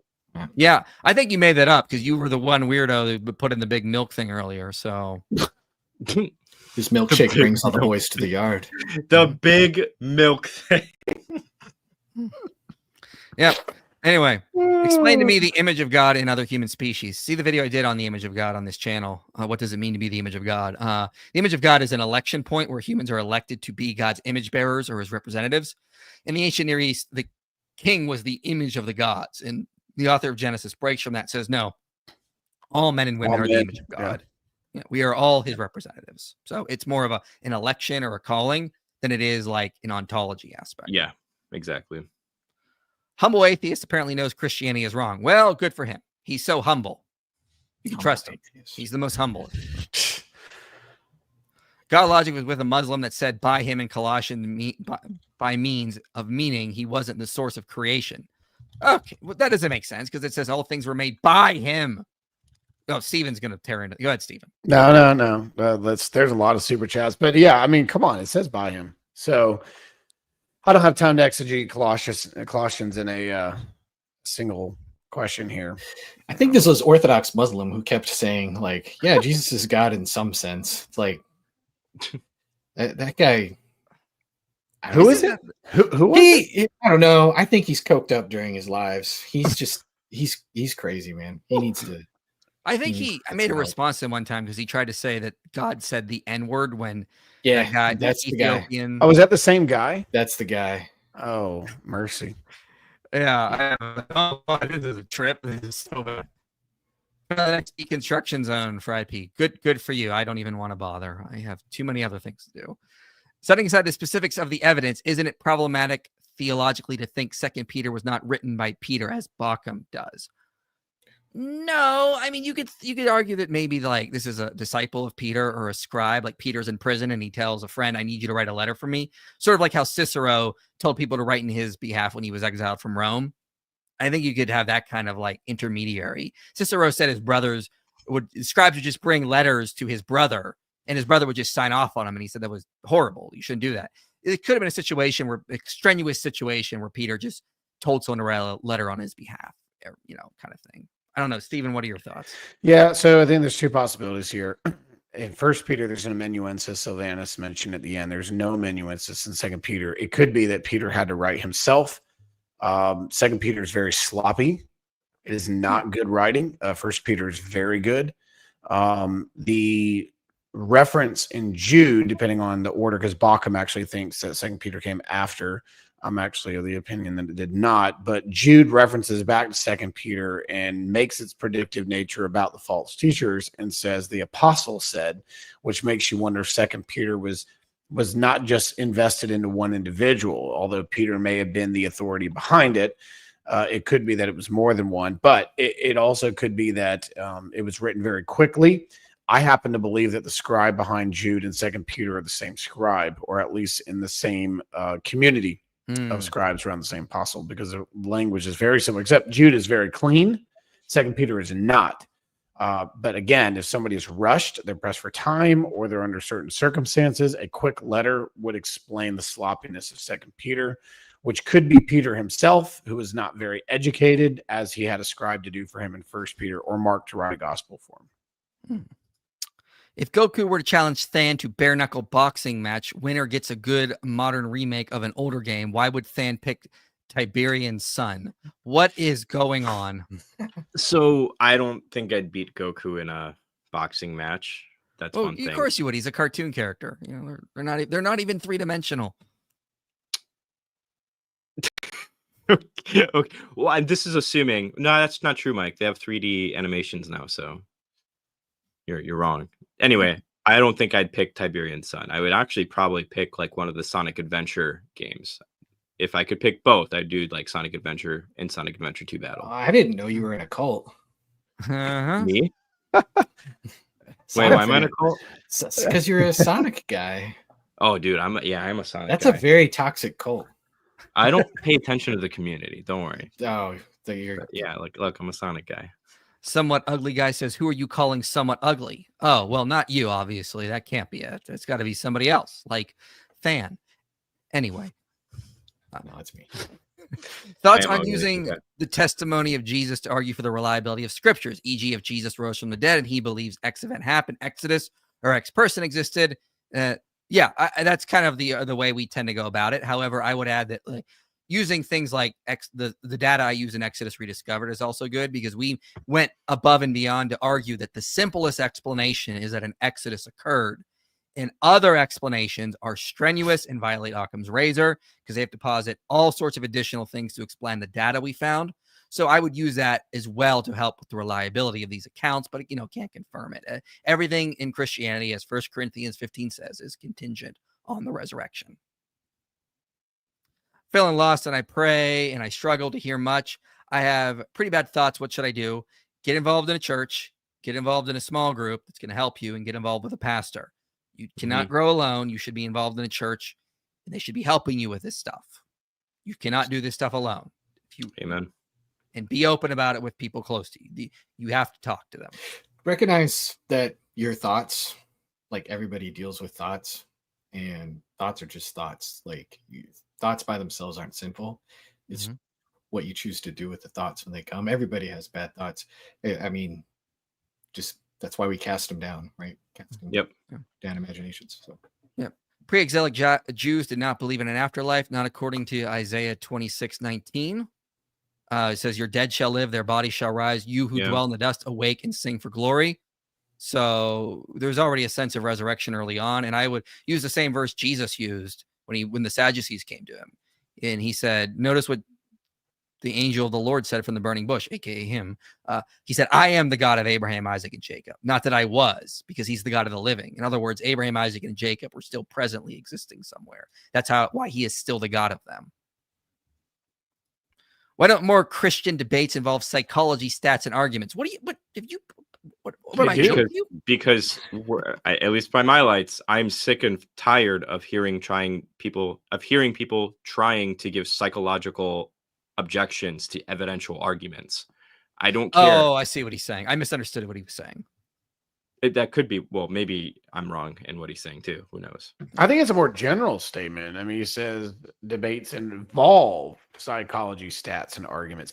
I mean, if you're listening to the right apologists, they do. I mean, I've heard them brought up. I mean, it's not as common, but yeah. I mean, I'll use psychology when talking about the resurrection for like hallucinations and cognitive dissonance. Sure. Like, I don't know of any debate that's just going to be primarily focused on that one subject. It's usually used in, like what you just said, the argument for the resurrection, or are these people sitting there doing mushrooms? I mean, what's going on? Yeah. If God is existence itself and hell is separation from God, that gives annihilationism more credence, right? Titus, he meant to say this. Also convinces me the souls of animals are eternal, since they are under judgment. I think those are separate things. I don't know if A leads to B there. Yeah. So the first half, if you're like of the Thomistic tradition, sure. Yeah. Yeah. So it depends on where you're going from there, So yeah. And then animal souls. I think we're all Are we all in the same camp? I don't know. I'm just assuming think- we are. I'm gonna say yes. I think you all suck, but go ahead. Based Luigi, I'm going by the picture. Wow. I All right. feel like for healthy questioning, we shouldn't use the term deconstruction. It carries the postmodern baggage. Figures like Derrida and almost presupposes a lack of absolute truth. I don't know who that is, by the way. Don't Though be I that know guy. that's Don't be that guy. It's relatable. We understand it. I mean, you just got to contextualize it. I mean, what other term should we use, Luigi? I mean, what other term should we use here? Reassessing, but what if you're changing and you're removing? I don't know. Whatever. I don't have a problem with it. I just think it needs to be contextualized.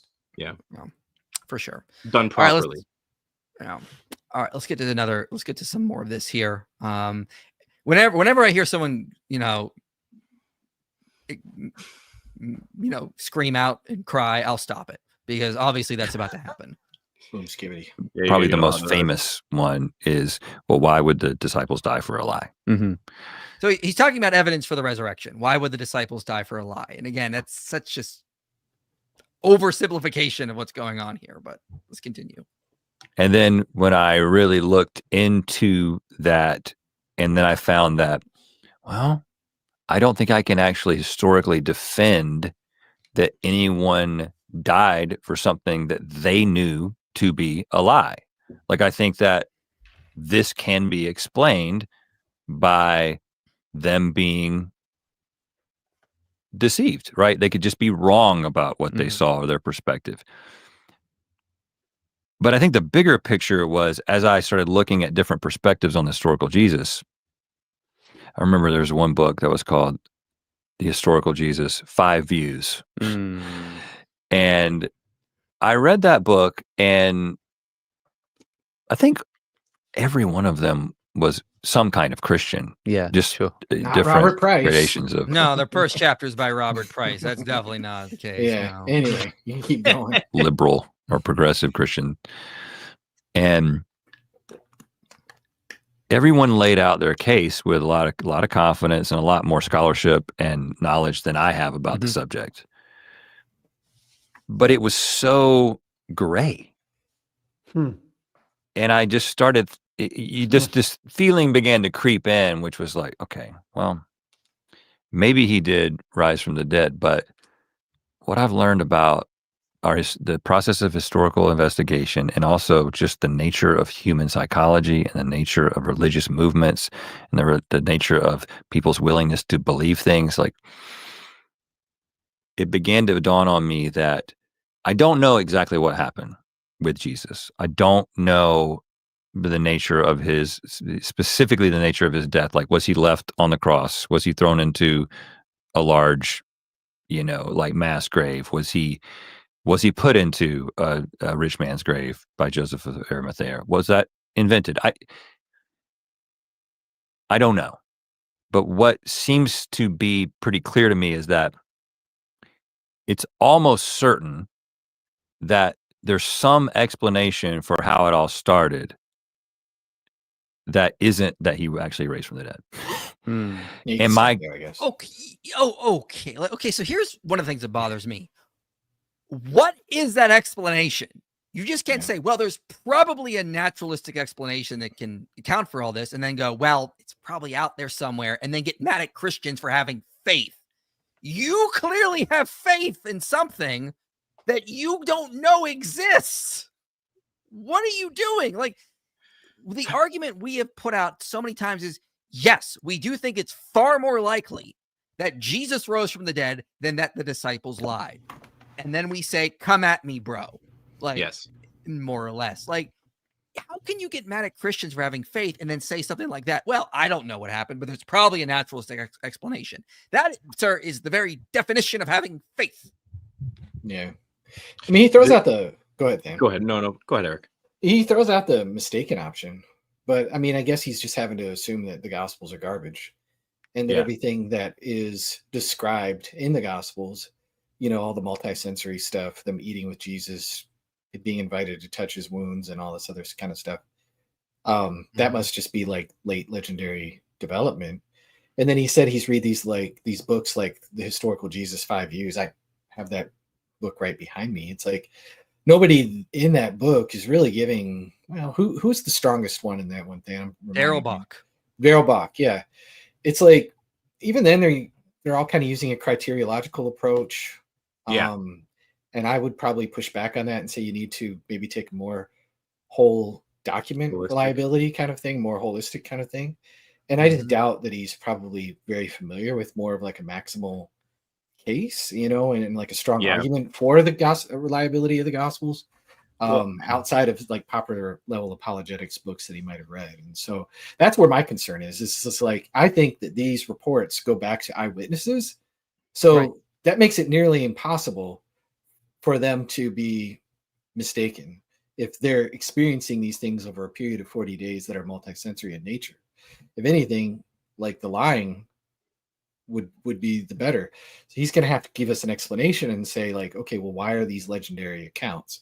And like, we've looked at all these garbage arguments from some of these people who study this stuff, and they're plagued with lots of problems, like arguments from silence, and which we're going to see from Alex in a bit here, and like legendary development theories that are just extremely cherry picked, and lots of bad scholarly habits, which Alex in a moment here is just going to put on full display.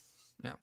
I mean, the thing I would just say, like, it's like, do you really think that, like, when you look at as Eric was saying, when you look at the maximal case for the data, do you really think it's very likely that they could have just died for a lie, or suffered or were persecuted for a lie?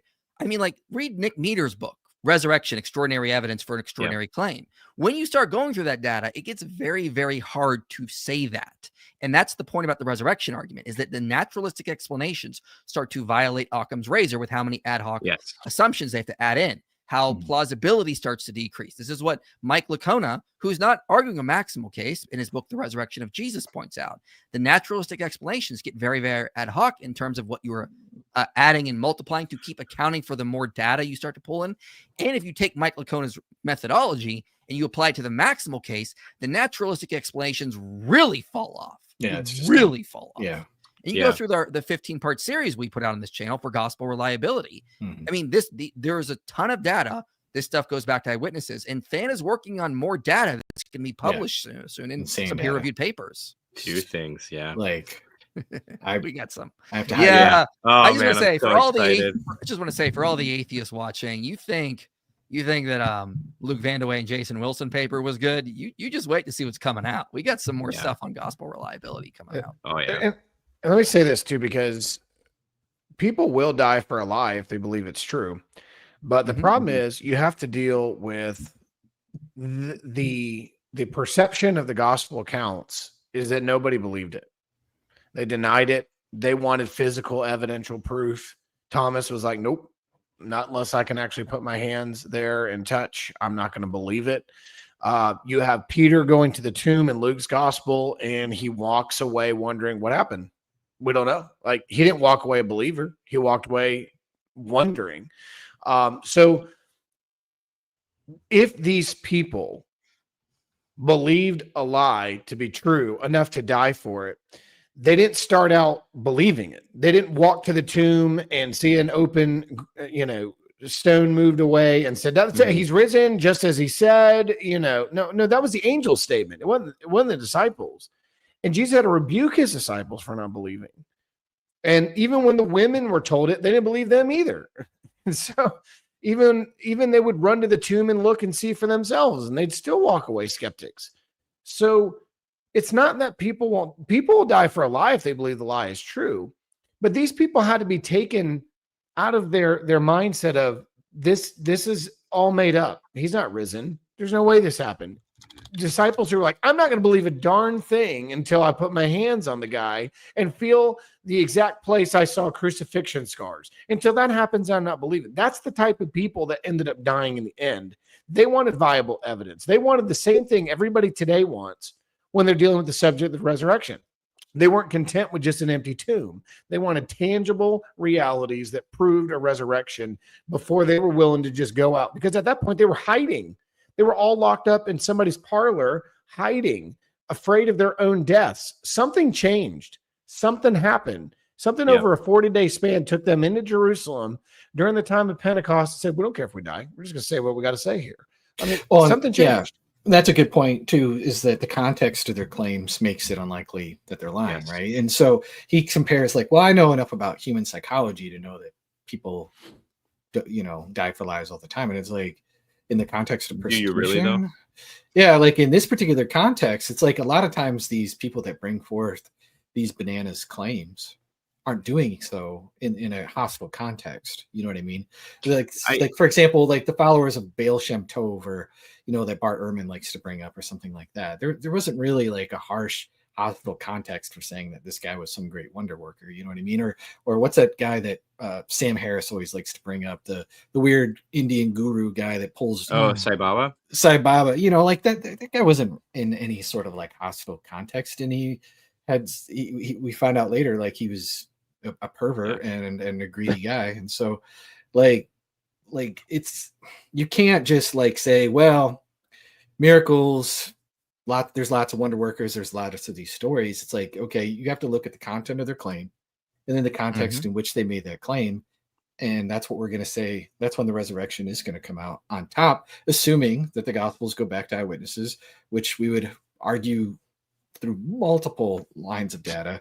Like, just, we could do the Aaron Ra bring it here and just bury him with all kinds of information and the arguments that he might find persuasive against it, we just find to be kind of meh, Yeah.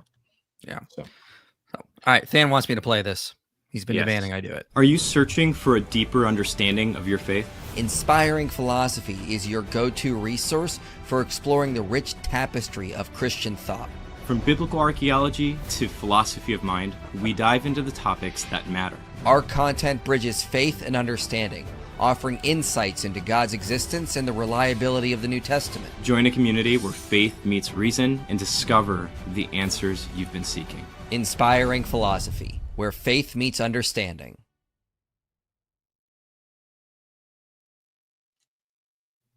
All right, I did it. Oh, wrong tab. Matt wants us to do that, not me. Yeah, I know.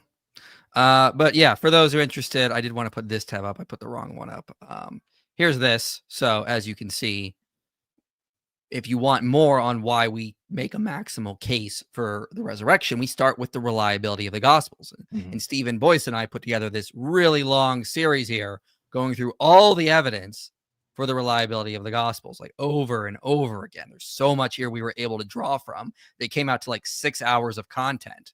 So yeah, there's a ton of evidence for the reliability of the Gospels, which we then use to strengthen the resurrection argument.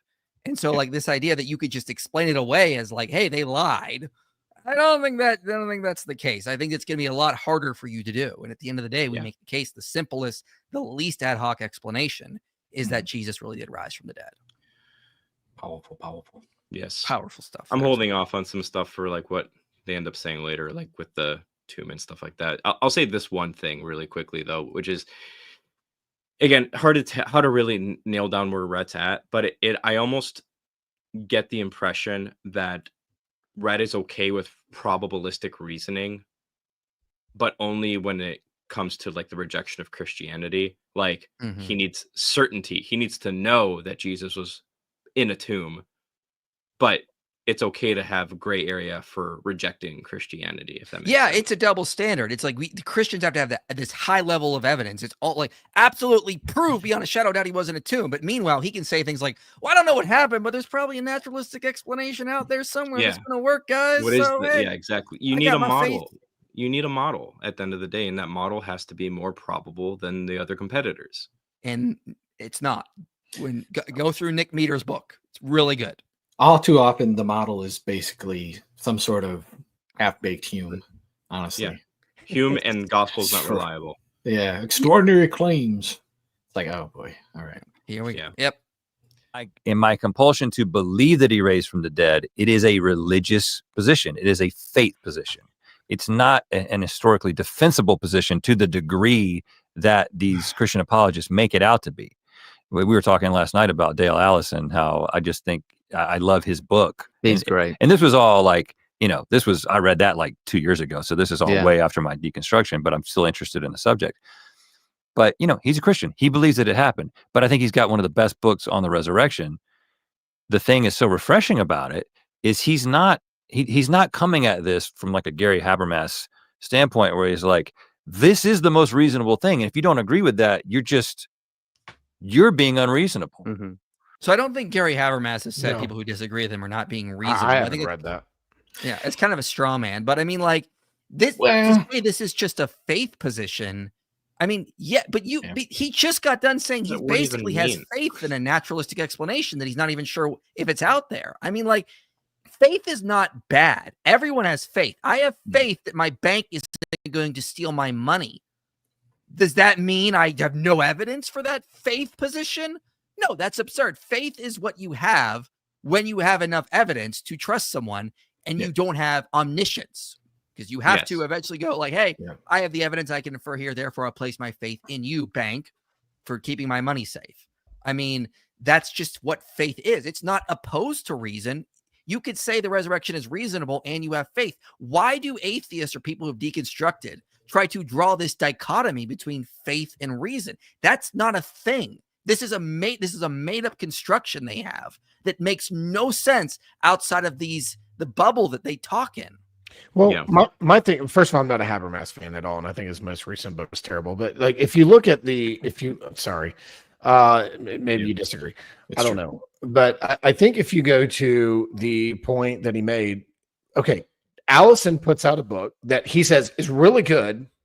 Well, what are you going to do with his arguments? Because his arguments, if I remember, it's been a while, but if I remember his arguments, they don't allow for his position of a naturalistic view. No, he may not beat you over the head with it, but what are you going to do with what he argued for in the book?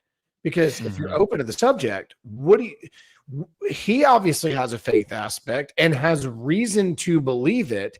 You don't have full reasons of the naturalistic explanation. It just makes the most sense in your mind.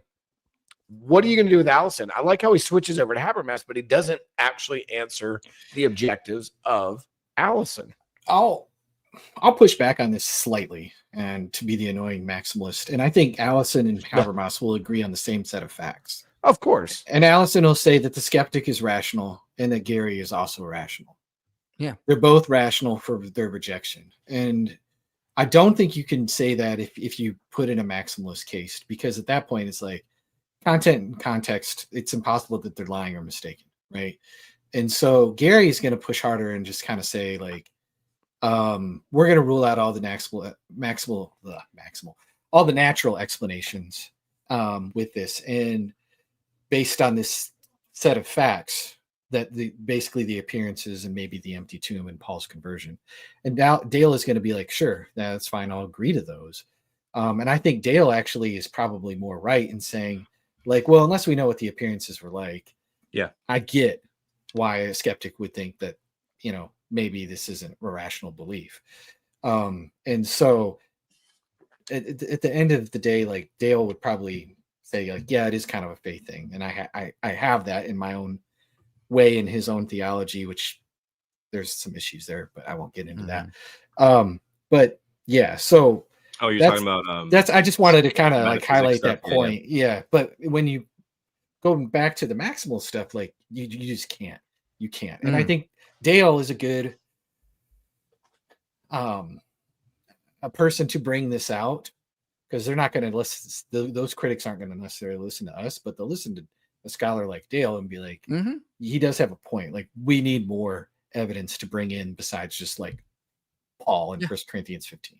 Oh, yeah, I love Dale Allison. I think he's great. I love reading his stuff, and I think he makes a lot of good points. I just don't agree with everything he says. I mean, and Dale Allison argues Jesus was buried in a tomb. He made a very convincing case in resurrecting Jesus. I mean, it's like, I thought that evidence was pretty solid. I don't understand. That's my frustration with Rhett here. Yeah. What are you going to do with Allison's argument? Okay, you don't like Habermas's and you don't like these others.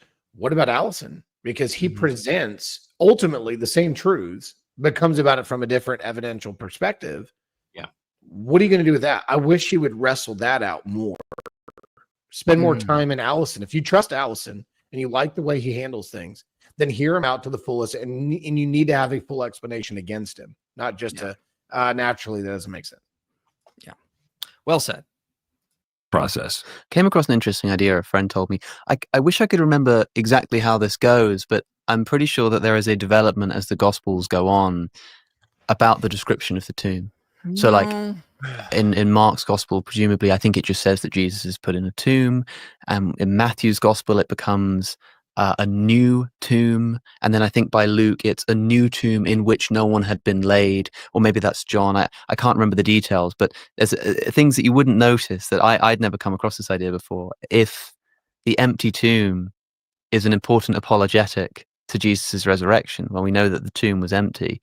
In order to know that the tomb was empty, you need to ensure that Jesus was probably the only person laid in it, because otherwise it could have been mixed up with someone else or something like this. And so there is this hint at evidence of an early apologetical motive to make the tomb a new tomb, which means there's no other bodies in there, and then specifically a new tomb in which no one had been laid. Right. So that when they say there's an empty tomb, nobody can come along and say, well, are you sure it wasn't somebody else, or someone stole the body, or it got lost or something? No, it has to be an empty tomb. And so you're right that when those little questions, are we sure that he was taken down from the cross and laid in the tomb in the way that it's described? And if you start to notice apologetical motivations potentially in those very stories, it starts to undermine the historicity a little bit. Like how Matthew's Gospel is the only one that mentions the guards at the tomb. Yeah. I mean, this is why, like, when I talked to Alex on the Jubilee thing, I specifically started off with talking about the historical reportage model and like talking about how the authors of the Gospels, we have really good evidence that they did not feel the freedom to make up or change historical facts. Like, and if we have that case going on, even if there is some sort of potential apologetic motivation, the prior probability that it's going to be some sort of invention is just going to be lower on. Well, also, if that's what they're doing, this is an apologetic motivation. Why or not they're writing about the disciples being utterly convinced by the empty tomb? Like the disciples go, and they're like, "Oh, I don't know what happened." I mean, like, Thomas, is doubting Thomas. I mean, if there's that, why are they not doing this apologetic aspect with what the disciples said? I mean, like, now we can invent another explanation for why the gospel authors wrote about them this way. Well, they wanted the disciples to be a certain way to sort of present this message as like, the people that are going to believe are going to be the least likely, that kind of thing. But, okay, so now we're multiplying assumptions beyond necessity, making it far more ad hoc. And this goes back to our main point. What is the simplest, the most parsimonious explanation? Right. Yeah, this part to me is just like one of the bad habits of critical scholars that's like on full display here. And it's they cherry pick data to create legendary development. You see Bart Ehrman do this all the time. It drives me crazy, like, oh, the Gospels just get more and more anti-Semitic, when you, and like from like Mark to John, and it's like there's so many. I opened a can of worms there, but I have a video dealing with that. Just real quick, Eric, on a side note, Bart Ehrman's coming out with a new book soon. That's going to be like Tom Holland's book Dominion, and I can't wait. What? Ooh, interesting. Yeah, it's going to be fun. So that's interesting. That's I think he's going to have We're going to have so much fun with that. It's going to probably be my favorite book he's ever written, but we'll see. We'll see what happens. Sorry for getting off track. I just remember. No, there's a good side of Bart. Sometimes he does push back on nonsense. At times it's good. But like this whole development theme. And so, I mean, let's think about it for just a second. So in Mark 15:44-45, it mentions Pilate's surprise at Jesus' early death and requests to verify it through a centurion. That is the earliest gospel. And that, like, if you think about it from an apologetic standpoint, just eliminates a swoon theory, right?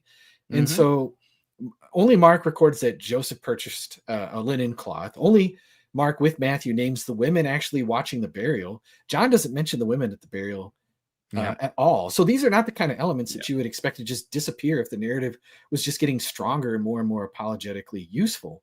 And then you have Mark's gospel where Joseph of Arimathea, the guy who's burying Jesus, it says that he took courage. So like he's brave. He's like, this hardcore dude who's going to go talk to Pilate and arm wrestle him to get the body or something.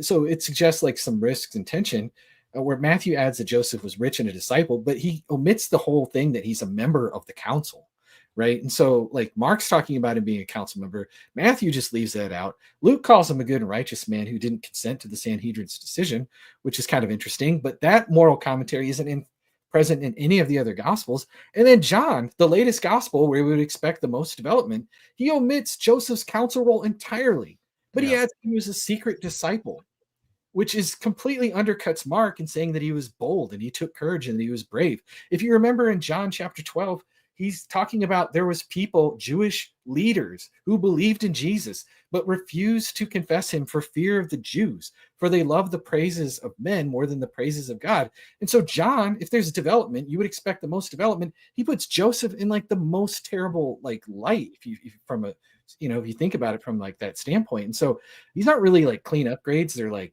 kind of messy and non-overlapping. And they sometimes undercut each other's emphases. And so like, this is just like bad. Like, I don't get where he's getting this from. And like, Joseph isn't dead. Like, who else is going to be in the tomb? He's just using kind of an argument from silence there too. Like, oh, well, it's a new tomb and the other ones didn't say it. Well, that's just a really weak argument from silence. Yeah. So there's just so many things wrong with this kind of stuff. Stephen, you might know more about this than I do, but Justin Martyr's dialogue with Trypho even mentions the polemic against the Christians, right? And so it's like, if this was an invention, a later development, like, why is it the fact that like around the time that Justin Martyr is writing, we still have this polemic happening, and there's recordings of this? I just no, it makes sense because it was happening. It's not a new argument.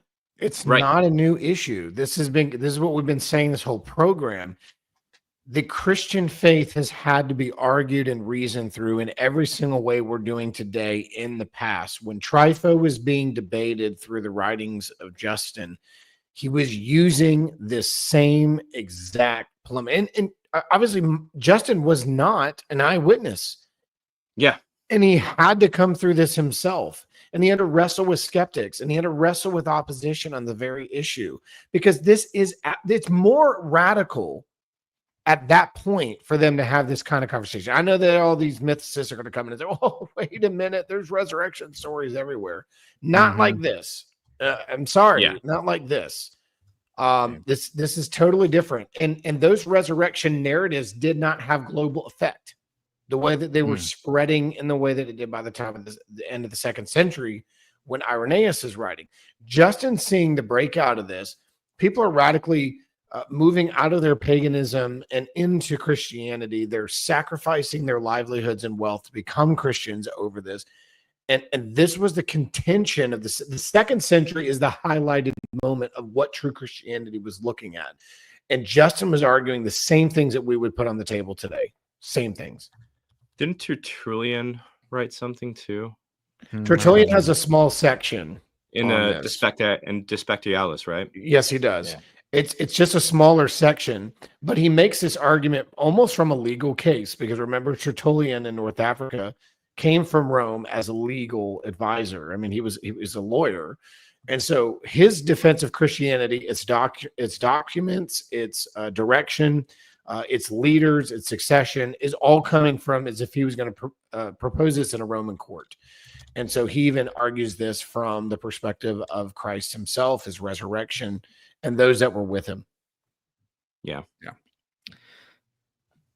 right, let's continue on here. I'll play this next section, then we'll get to some super chats in a bit.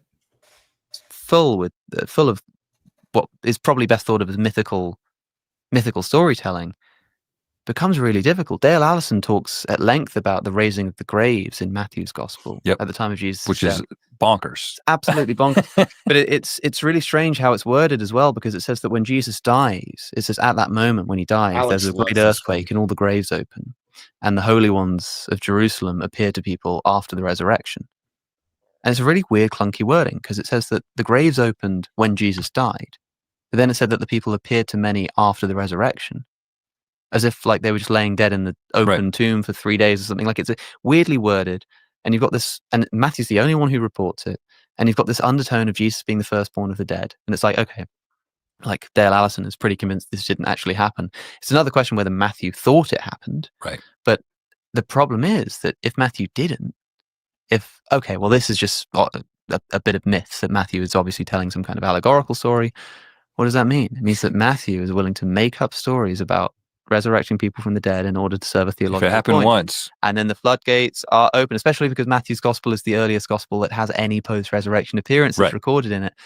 Boom, the doors are open. yeah. Well, the thing that's so fascinating to me about this is, famously, Mhm. evangelical Christians, especially when I was coming up in campus ministry, like we had our anti-Mormon arguments. Oh yeah. Right. There was this one summer that some Mormon missionaries, like I was out of the country doing some missionary work, and Link was still in Raleigh, and there were Mormon missionaries that came to talk to him. They ended up coming back like 4 or 5 times because Link, at that time, especially at the time, wasn't controversial, it wasn't confrontational. He was just like, yeah, you guys. So they went through the whole spiel or whatever. And then when I got back, I was like, you let them come like 5 times? You didn't never challenge them? And he was like, well, I was just kind of waiting. I ended up writing this like pamphlet. I would do this all the time. I would write like little papers or pamphlets or whatever. And there was one that was like, this is what you need to say the next time the Mormons come to your Right. door, right?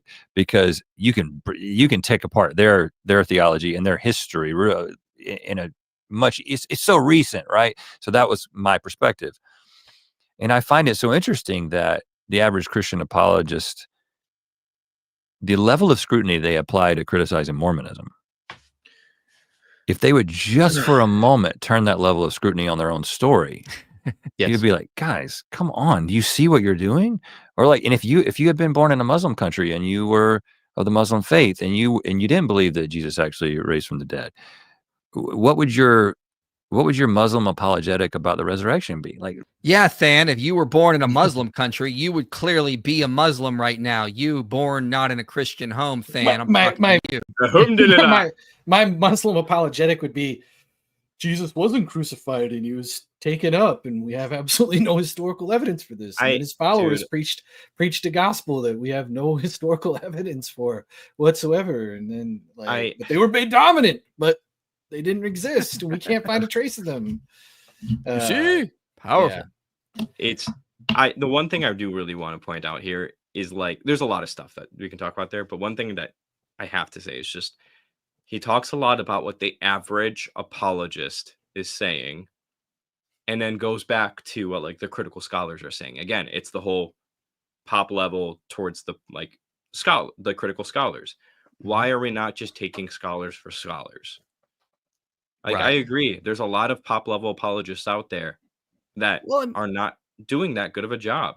Fine. Well, I mean, like, yeah, and look at what Mike Lacona says about the whole saints coming out of the graves. He doesn't say that Matthew made it up. He says it's apocalyptic language.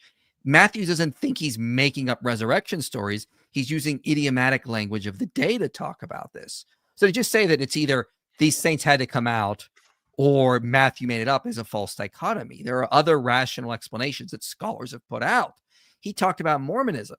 I have done that. When I had David Falk on my channel like a month ago, we looked at the book of the Mormon Book of Abraham, and we said, what is the simplest explanation? And what did we compare it with? Our case for the Exodus. Yeah. When we put out our case for the Exodus, we argued very systematically and methodologically that this is the simplest explanation. The data is best explained by an Exodus from Egypt, followed by a conquest 1 generation later. And other explanations proposed by like Deaver or Finkelstein or others are ad hoc, and they multiply assumptions beyond necessity. With the Book of Abraham, we did the same methodology. And the simplest explanation is that it was made up by Joseph Smith. It's not the simplest explanation. He was translating text. Yeah. So we have done this thing with other religions. To say that we haven't is just a total straw man. And it's kind of a little rude to pretend like we haven't done this. Yeah. The more I look at Mormonism, the more I look at Islam. I didn't start making a bunch of videos about Islam or Mormonism. I started just looking at the arguments for the historical reliability of the Gospels. And then when you look at these other religions, they're just like such a foil because these are what made up religions look like. I mean, like you said, with the whole Book of Abraham, I mean, you got a guy purchasing a scroll that has absolutely nothing to do with Abraham. It's just a funerary text that's Egyptian that he doctors and makes it up about Abraham and a bunch of like phony revelation. And the way that like their apologists try to explain it away, and even multiplying like two different theories that don't even go together. Like saying, oh, well, part of it was lost and we don't really know what it said. Oh, but also he like saw it and like there was this catalyst of him getting this revelation. Like those two theories don't even go together. And you see, yet I just saw a video the other day where Jacob Hansen, which is like probably the best that they have, arguing for that very point. Like he put those two theories together, and it's like, I don't see that's what we're doing here. Matthew is just like talking about something that's weird, sure, and we think like, yeah, it does kind of sound bonkers, but it appeared to many. We don't even know if that means hundreds. If you are taking it from a more literal standpoint that I would, the event probably involved a small amount of people.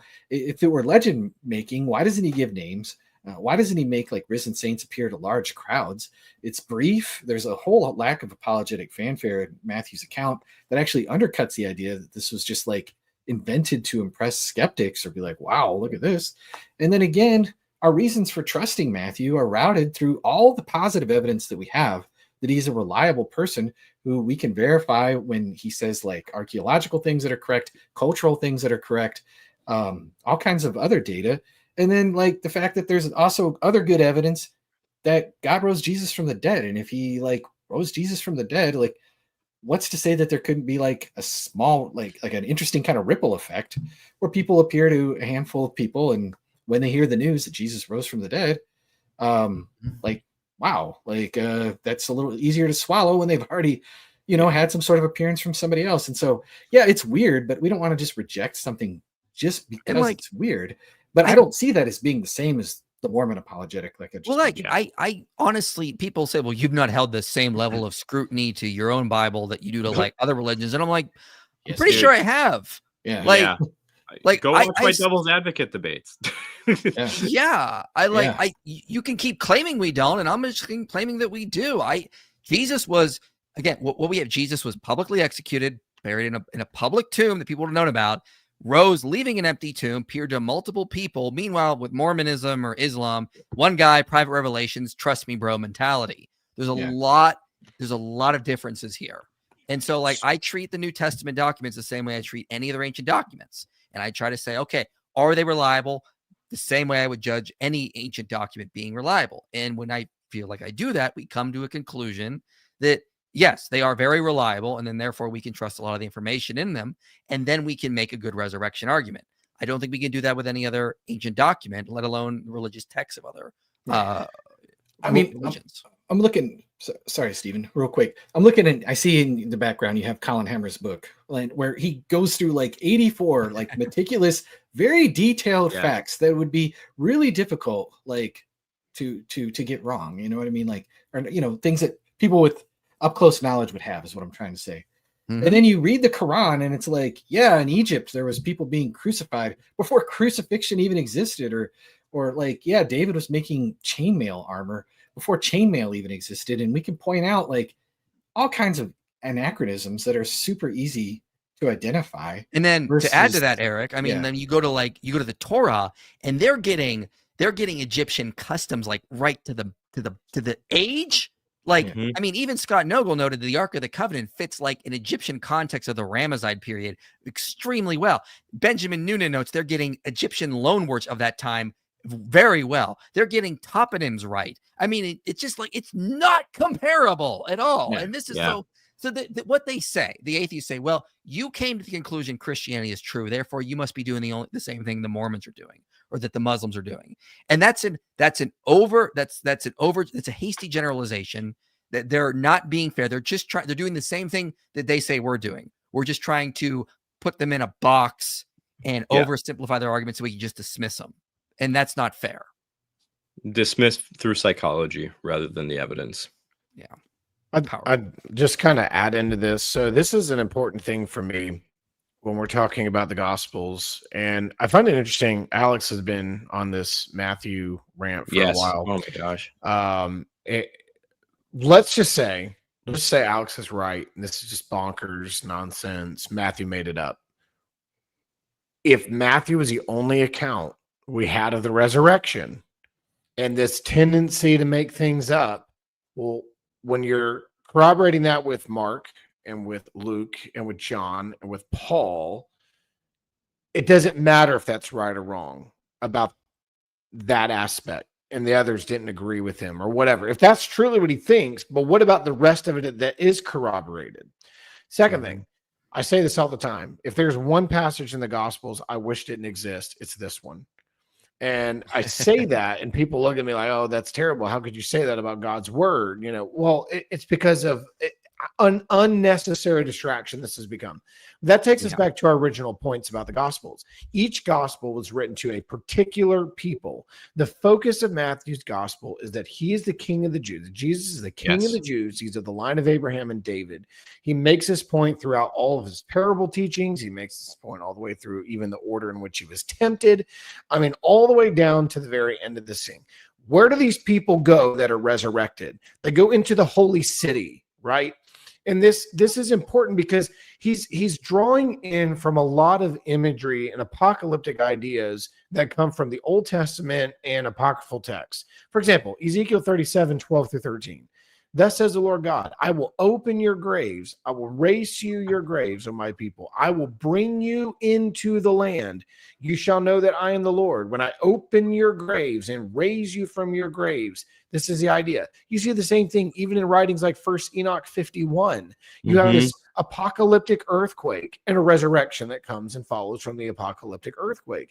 You see the same thing in Zechariah 14, an earthquake and then a divine visitation of the Lord.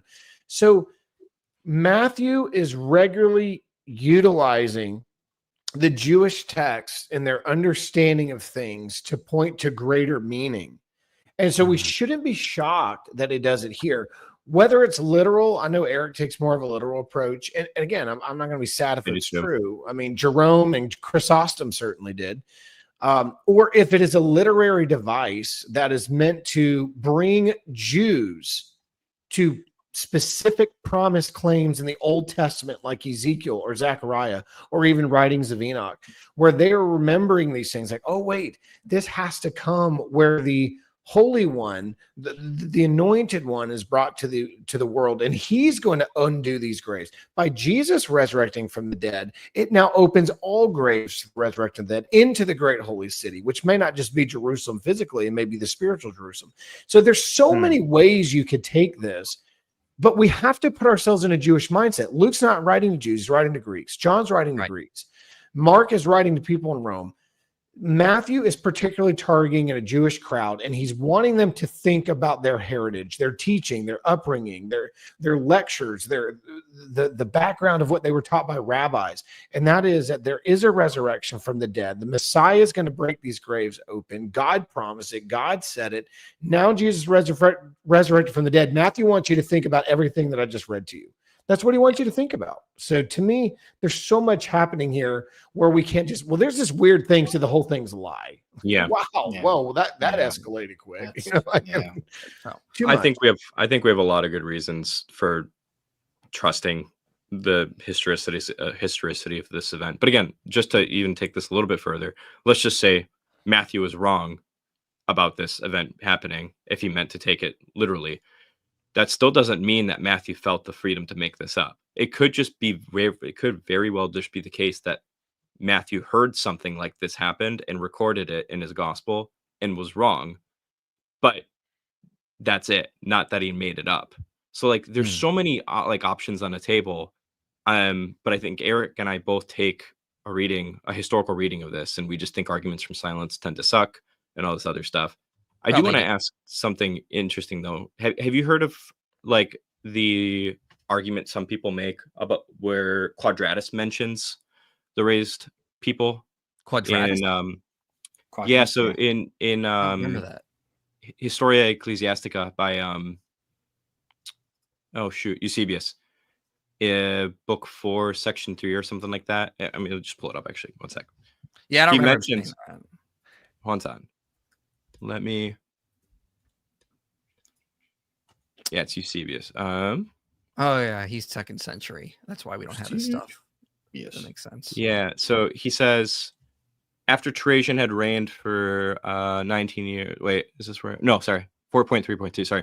He himself reveals the early date at which he lived in the following words, but the works of the Savior were always present, for they were genuine, those that were healed and those that were raised from the dead, who were seen not only when they Still were around. healed and when they were raised, but were always present, and not merely while the Savior was on earth, but also after his death. Yep. They were alive for quite a while, so that some of them lived even to our day. Such then was Quadratus. Aristides, also a believer earnestly devoted to our religion, left, like Quadratus, an apology for the faith addressed to Hadrian. And it's like, this isn't explicitly mentioning, right, the raised saints, but it's compatible with this idea. Yeah. Mhm. Yeah, that's probably okay. I never thought of it like that. So that's Well, and interesting. there's arguments about that too. Is he referring to people like Lazarus or the Yeah. little child, or Mhm. is it talking about Matthew? One of those things. It Again, could be either or. I was asking about your opinion. my perspective is it's ambiguous, but what is not ambiguous is that these people were living, breathing miracles that extended beyond Jesus's life. Yeah. And it would have been even more impossible for these things to be fabricated because there's evidence walking around in the earth. And this is what Eusebius is reporting through. Like, you look at what they're saying, these miracles are still around. There's still evidences of Jesus on the planet. You would have to eliminate, if these miracle claims are true, there's going to be a way to validate some of these things. I mean, if he fed 5,000 people miraculously, well, I mean, that's a big crowd to make up that you just lied, fabricated that miracle with, because that's a big chunk of people that were in that small area for a while that were moving with Jesus' ministry, or if in these situations, some centurion's child was raised from the dead at the very words of Jesus. I mean, that's not Jewish conspiracy anymore, or Jesus's disciple group. That's outside of his group. So there's a lot of claims here. And I think what is valid in the claim there that you're reading is that if there's living, breathing miracles walking all over Jerusalem and beyond, it would take a conspiracy to silence them all, or to make all that up and not be able to validate it. It could be that people in Jerusalem, again, I go back and forth. I'm not going to lie. I go back and forth on the whole Matthew thing. I'm fine if it ends up being a true historical thing. I'm fine if it's just a methodology that Matthew is using in his writings to point to a greater thing apocalyptically. I'm good with either. I don't think it is a make or break issue for the whole entire narrative of the gospel, nor for the resurrection of Jesus itself. Yeah. So we've been going for about 2 hours. I'm gonna get to some super chats here. If any of you guys need to take off, just let me know. It should be fine. Mary says, Rhett's impact on his wife and children breaks my heart. What advice do you have for men in family leadership roles who are also navigating doubts? I remember that your decisions affect those around you, like your family. So study, take things very carefully, and don't just be like, well, there might be a naturalistic explanation out there, and it's likely that the disciples just probably died for a lie instead. I don't treat it so whimsically. Actually get in and make sure what you believe is true, because people are depending on you. If you're treating it like the way that Rhett was sort of presenting it, I'm not saying he did, but the way he presented it made it sound like that. That's not going to hold up well, especially if you end up being wrong, because then here's a good rule too. I mean, my wife and I, we've had some of the most difficult conversations in the world in the last 2 years of our marriage when it came to like what we believe and willing to change. And one of the things that has come by including my wife, and she is involved in studying things herself, is there's a balance effect, because there's sometimes I'm too radical, and she'll tell me that. Oh, that's like, good, well, let's back it up here. Like, sometimes we need to do this with our spouse. And now, I mean, at the point, like even in our Christian journey, my children are involved in it. And honestly, my kids ask good questions. And like the other day, I was talking to my son. Go ahead. I was going on what you said. Like, notice what Rhett did, and we played it earlier. Rhett went and studied evolution by himself without his wife, and then came told home his wife and dropped a bomb on her. Don't do that. Study with her. Why would they do that together? I was gonna say, I went through my deconstruction while I was married, and one of the things I regret about it is that I went through it in secret. Like it's one of my biggest regrets. And if you're going through doubts, make it known, and then like have people come along you. Especially people you trust. And see, this thing, like my son said this the other day. I mean, I was like, we were talking about his confirmation. He's like, he's like, I think what I want to do, Dad, is I want to study the Orthodox Church a little bit more before I make a final decision about being this. I'm like, okay, well, like we can go visit a service, talk to a priest. I got a bunch of Orthodox friends. You want to say, yeah, let's talk about it. Okay. I mean, like, I want my children to be that way, where they can feel secure, where they're like, I'm not saying you're wrong, Dad, but I want to make sure I've heard everybody here before I make a decision for myself. It's like, well, let's do it together. I'll take you we'll go to a mass. We'll go, like, what do you want to do? You want to talk to a priest at the Orthodox Church? I know quite a few. You want to call them up? Want to have lunch? What do you want to do here? I love that idea, because our family together has learned to just talk out loud about what we struggle with or things that we have questions about. And we've learned to work together. I think when we do it isolated, we end up putting ourselves into traps, and it's a bad trap. Mm-hmm. Yeah, for sure. My criticism is less about Rhett dismissing Yek beliefs about everything, but extending this to non-Yeks like C.S. Lewis and Francis Collins. Yeah, I get where you're coming from, for sure. Sefer Kolaheth presupposes there is no afterlife. Maybe. I'm not entirely sure. I'd have to double check. Even if it does, like, that doesn't really prove much, because things are not going to be monolithic. Right. That's again another straw man of the position we have. We are all God because of God, kings and queens, and everything should be free. Love you, dorks. Not all will sleep, but all will be changed. Also, is hell total separation from God? I don't know if people are hyperbolic when they say it. Sorry if I sound ignorant. Also, is hell total separation from God? Well, I put total. It could be. Well, I mean, God is omnipresent, I think, is what he's getting at. It's sort of like you are separating yourself from God.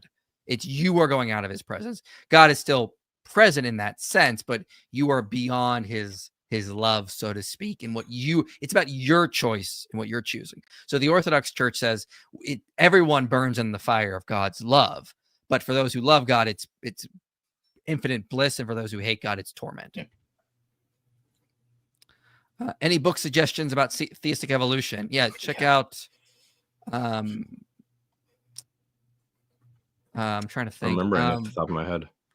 Simon Conway Morris has some good books, as well as Michael Denton actually has some okay books. He gets a lot of hate for his earlier books, but some of his later books are pretty good. So check out that.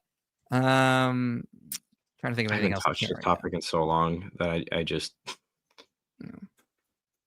To all, thoughts on Luke 24:34 being a late addition? If is left out of P75 and marked doubtful in Sinaiticus. Isn't that about him sweating blood? Father, forgive them for what? For they know. Oh, yeah. So they think that's an interpolation from Acts. So some would argue that Stephen's statement at his stoning was interpolated into the language off of Jesus because it is represented not in P75. I don't. P75 is a wonderful manuscript. I love P75. It's not as early as people originally probably thought it was, and it is not the only one that rejects the reading there off the words and mouth of Jesus. There's other manuscripts that also lack that, which makes it very interesting. So some critical scholars in the textual critical world will say that the one in Acts is authentically in Acts, and it was later inserted onto the mouth of Jesus. Where Stephen said it is now put in the mouth of Jesus. I hold that it's authentic. And I think that there's actually a reverse problem here in the transmission of the text. And if we're looking at it from the perspective of evidence, I think there's just as good of manuscripts that do have it as our manuscripts that do not have it. In fact, most of them do have it. It's some of the earlier ones that are just as early as P75 also have it. The question is, where would there be an argument of leaving it out? And why would anybody leave that out? Of all the things that, this is one of the sayings on the cross. We know liturgically existed very early. So I think just from a liturgical standpoint and the weight of the evidence standpoint of the manuscripts, it belongs. But it could have been lacking because of the the aspect of Acts having it too. So there's some good. There's actually some fun arguments on that one. It's a good question. Sorry, I was looking something up. Okay, let's get to the next one here. Gentlemen, what are some exquisite books that argue against Mormonism from an evidential standpoint? Also, Than, what is thy email? Thanks, y'all. Why are they speaking in King James English? What's going on? Rob Bowman's got a pretty decent book. I'm trying to remember the name of it. Nace Howell has a book, Mormonism Impossible. So maybe check out that. Jesus' Resurrection and Joseph's Visions, examining the foundations of Christianity and Mormonism. And he compares, obviously from the title, that there's some inconsistency with Joseph's visions as reported in the witnesses and stuff. And What's then that he makes again? a case for the resurrection. Rob Bowman, Jesus' Resurrection and Joseph's Visions. Oh, right. Yeah, that's a good one. Yeah. Hey guys, I've been reading more about the idea we are all in a little season of Satan in Revelation. What are your thoughts that we are post-millennial? We are post-millennial kingdom. He's a post-millennialist. I'm a post-millennialist, so I think I check out my video, The End Times: A New Perspective. Don't quite understand. Yeah. New 710 song is good. 710 averages 5. Cool. So it's real. Okay. Yeah. Marilyn, aka Mother God, in the chat. She advocates for humans worshiping each other, which includes abusers, tyrants, and warlords, but won't reveal the source of her teaching. Well, don't do that. That is just wrong. Yes. Then power scale your favorite DBZ character. 3, 2, 1, go. Well, Toyotoro pretty much just came out and broke all the power scaling recently. And he says that Beast Gohan, UI Goku, Ultra Ego Vegeta, Orange Piccolo, and Broly are all on the same scale. So I guess I'm just going to go with that. Yeah, you're a nerd. I'm Pentecostal and I cannot interpret those tongues, buddy. Than rolling out at the speed of sound. He's got places to go. He's doing a Sonic reference. It's a song from a level called Cityscape. Rolling around at the speed of sound. Places to go, gotta follow my. We're gonna have a talk later. When I get HR. I'm having a hard time tolerating atheists. They don't bother giving explanations for what they attack. Yeah, that's true. Yet continue to say other views are false and don't give their reasons. Yeah, they're just a skeptic for the sake of being a skeptic. Rarely do they offer a better explanation. I just did this recently with these scholars on the Exodus. They're like, oh, the Exodus is silly, but they never offered an actual model to go against our view. It's the same thing with the resurrection. Like look at what Urban does. It's just the miracles are the least probable. So I don't know what happened, but it's just not a miracle. It's whatever it was, it wasn't that. Okay. Yeah, that's what their argument is. And again, at the end of the day, who actually has a foundation to stand on? We do. We can say, listen, I don't care if you want to be skeptical. We have the best explanation at the end of the day. And until you offer a better one, we are completely justified in saying Christianity is true and it is the best explanation. So come up with something and just stop being skeptical for the sake of being skeptical. Guy Logic was calling him Mustafa. He said the translation by him for Greek is by means of. No, it isn't. Yeah. Which would be a huge difference in meaning. So yeah, that's just a lie. Dawa is deception. So yeah, he's just lying. Yeah, they just pull stuff out of their butt. Mm-hmm. Just challenge them to a mubahala, bro. Is the story of Hannah a good refutation of polyamory? Yeah, for sure. Yeah, a lot. Anytime polygamy comes up in the Bible, it always causes problems. It's never portrayed in a good light. Where in the Bible is polygamy portrayed in a good light? Who will be Canada's next prime minister? Well, Ryan Reynolds will, obviously. Yes. Only Dan's is here. How should we think about Daniel's prophecies as a dual fulfillment? First, the Maccabean revolt, then Jesus and the destruction of the temple. So the way my pastor explained it when he did a Bible study on Daniel was that the Jews looked at time as cyclical. They saw things constantly repeating. So Antiochus Epiphanes IV fulfills, but also could be Titus the general, and there might even be more cycles. This is just the way they saw history: cycles. So it can be Antiochus Epiphanes IV, but then it can also come back in later rounds where some aspects show up and some don't. That's just how they viewed history. And some of you need to remember that when we talk about the Antichrist. For God's sake, stop. Yes. No, the exactly. guy in his basement with all the people going, "Ooh-ha-ha, ooh-ha-ha." Oh, That's totally it. Yeah, he's him. There's all kinds of videos now. It's Yeah, he's crazy. already got like what 200 followers. Man, he's huge. Trust him. He's wearing a beanie. He's wearing black. He's got a beard. It's got a beard. Is Satan the serpent in Genesis 3? Some argue no. Well, I argue yes. See my video, Genesis 3, the serpent. Oh, what a name. Yeah, easy to find. Space Luigi again. By presupposing that a naturalistic explanation must exist, he's using faith. Also, love you guys and all for your content. Thank you. Yep, you're absolutely right, sir. Do you still recommend your old resurrection videos? Yeah, but I think there were some things I need to. Nah, they suck. Well, we're gonna update. We're gonna update the poop. We'll update it in a couple years. Give us some time. We got to get to them. But yeah, I'm already starting to do some. Like the video I have coming out next is on Did Jesus Survive the Crucifixion? That will be a video in that series because I'm debunking the swoon theory. So I'm already starting to build that series slowly. Just give me some time. Apostles see the risen Jesus, eat with him, touch his wounds. Atheists. The apostles must have been hallucinating. Powerful. More than I honestly would rather have somebody say that than just be like, well, something. Mm-hmm. Yeah. Extraordinary claims require extraordinary evidence. Jesus said to Thomas, "What doubts, man?" Then proceed to choke him and challenge him to a mubala. Bahala. Bahala. You gotta Injil say 1420. Mubahala. That's right. Come on, let's do a Mubahala, bro. We'll get on Zoom. I did apply the Mormon level of scrutiny to Christianity. That's how I became a Christian in the first place. Well, you clearly, Aaron, did not read the Injil. And if you would have read the Injil, you would have said your Shahada. What were you thinking? How long can you hold your breath without blinking? What? Well, at least you got $5 out of it. Yeah. AP won. Yeah, for those who don't know, AP just debated Andrew Wilson, and I expect that he creamed him because I read AP's opening statement, and I'll watch it after this. So, yeah, I assume that's what happened. Thanks for not watching, Mother Hulda.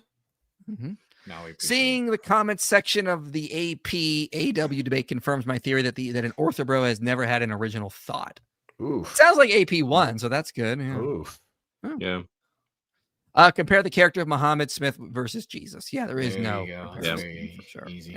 Yeah, this is what I was saying when I was on AP channels. Like when you look at that supposed Antichrist, they all do the exact opposite of what Jesus did. Yeah. Jesus came to serve. These people came and expect to be served. Jesus came with miracles. They don't come with verifiable miracles. They come demanding the Messiah. Everyone needs to believe them. Jesus came and didn't want anyone to know he was the Messiah until it was his time to die. So it's like, when are these guys going to actually act like Jesus? No, they act like Satan, the exact opposite. They want praise, servants, and Jesus always did the opposite. Right. Our cross-references, I believe it was like 700 or so evidence for the Bible's authenticity. I see that being solid. I don't know. Wait, what? I don't think so. No, it's a big cross because some of them are deliberate. Like authors in the New Testament are deliberately making cross-references to the Old. So you got to keep that in mind. Is that a lot of those cross references are deliberate? I wouldn't use that as a case for authenticity. Hey guys, AP schooled that pompous.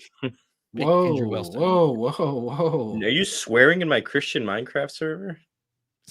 I'm sure Andrew Wilson swore a few times during the debate. That's what he does. That's what they do. That's what they do.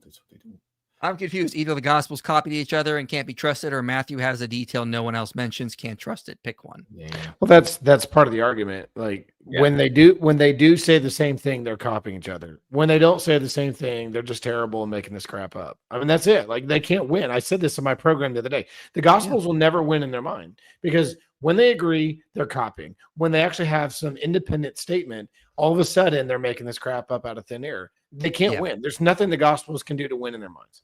And if they were all agreed on every single detail, we would say, well, they clearly just copied each other. But also, like, why does it cast doubt on the reliability of the Gospels? Because they used each other as sources. Like, yeah, it's an all or nothing. If Mike tells me where to go to McDonald's in Arizona, and then I echo those things that Mike told me to you, does that now make what I said to you not reliable? Like, How dare they show signs of dependence and also signs of independence? Especially if they're eyewitnesses, we would expect them to be dependent Yeah. on Peter's testimony. But anyway, IP, have you heard of the recent Kashmir attacks? Yeah, they're awful. Pray for peace. We don't want to see more bloodshed, for sure. If a person can't presently see solid evidence supporting the resurrection, I think they should typically still follow Christ out of personal hunger for Jesus. I think it ultimately comes down to where you're aiming. I would hope so. I would hope that would be the case. And again, if I ever became like an atheist or agnostic, I would still try to see Christ, like, because Christianity has been shown to be the best thing for humanity, and I have all the data to back this up. I don't see why you wouldn't. IP, is it true you don't think Revelation is about the future? Also, Than, I didn't hear you propose an attack potency for your scaling. I'm not going to go into a full power scaling spiel here. Mike's going to get mad. I think it's more about the persecution at the time and about Nero and that kind of stuff. I think it could be cyclical fulfillments, but I don't really care too much about that, though. I'll make an anime section and a Discord server for people that want to have these conversations with me. Good. Thoughts on tag? Do you think it's the strongest argument for God? No. I think it's the worst argument for God. No. Contingency arguments are the best. Yeah. $100 super chat for Than. Thank you, Rokin. Much appreciated. Gracious. Now you can buy that actual suit of Darth Vader. There you go. He's going to get a Goku suit. I need some protein powder. That's what I'm going to. He's going to get a Goku suit for sure. So, all right. So that is it. I'm done. I'm going to close this out. I will be streaming tomorrow on my channel with an ex-Muslim who just popped out of nowhere. Just came out of nowhere. Name is, I forget how to pronounce his name. It's like Shahira Khan. He's got a little channel. Yeah. And he just came out of nowhere. Been posting videos. And I'm like, let's get connected with this guy. So him and I are going to review a video from an ex-Christian claiming to be a Muslim. And we're going to go over his testimony. So join me tomorrow night, the exact same time. We'll cover that. And then, I got a reply to Bart Ehrman coming out Friday for sure. Oh, and Than and I will be live on this channel Wednesday afternoon with Dr. Joshua Sijuwati. So we can grill him on why he said Jesus wasn't Yahweh in his recent debate. Yeah. I shut him off at that point. What a bozo. I'm kidding. What a bozo. I'm kidding. I didn't agree with him, but he's definitely not a bozo. Steven, what do you got? Do you have anything you want to promote? Promote?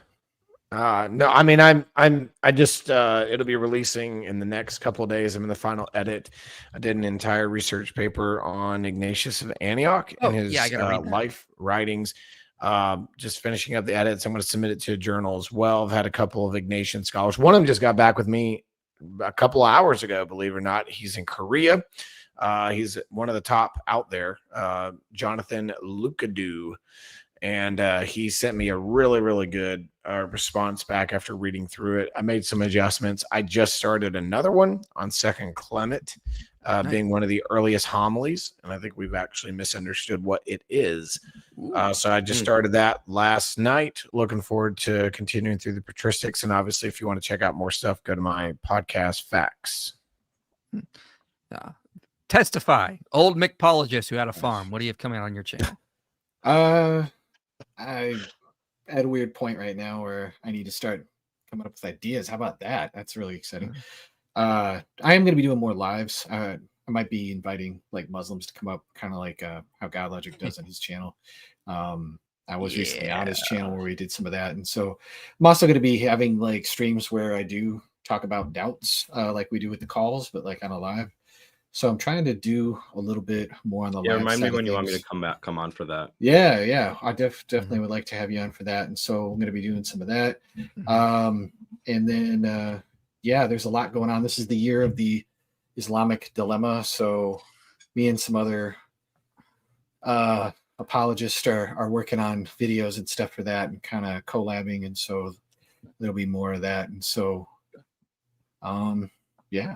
that's basically it in a nutshell. So stay away from deconstruction, kids. It's bad for you. Absolutely. All right. I'm exhausted. I need to eat some dinner, so I'm going to close this out. Thanks for coming, everyone. Again, I'll be live tomorrow in the same time with our ex-Muslim friend, and we're going to be having some fun. So come check that out. Oh, next week, I'm going to stream with Melissa Doherty at some point next week.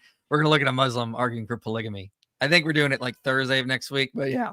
Some fun streams are coming up. I can promise you that. But yeah, I'll see you guys tomorrow night. Thanks for coming, everyone. And subscribe to Stephen and Testify below. You made it to the end of this video, which means this message matters to you. If you want to see more content like this reaching people for Christ, you can help make it happen. Your support makes these videos possible. Click the link below and donate today. And if you want to go even deeper, consider joining our Patreon community. You'll get early access to videos, behind-the-scenes content, and a place to connect with others passionate about this mission.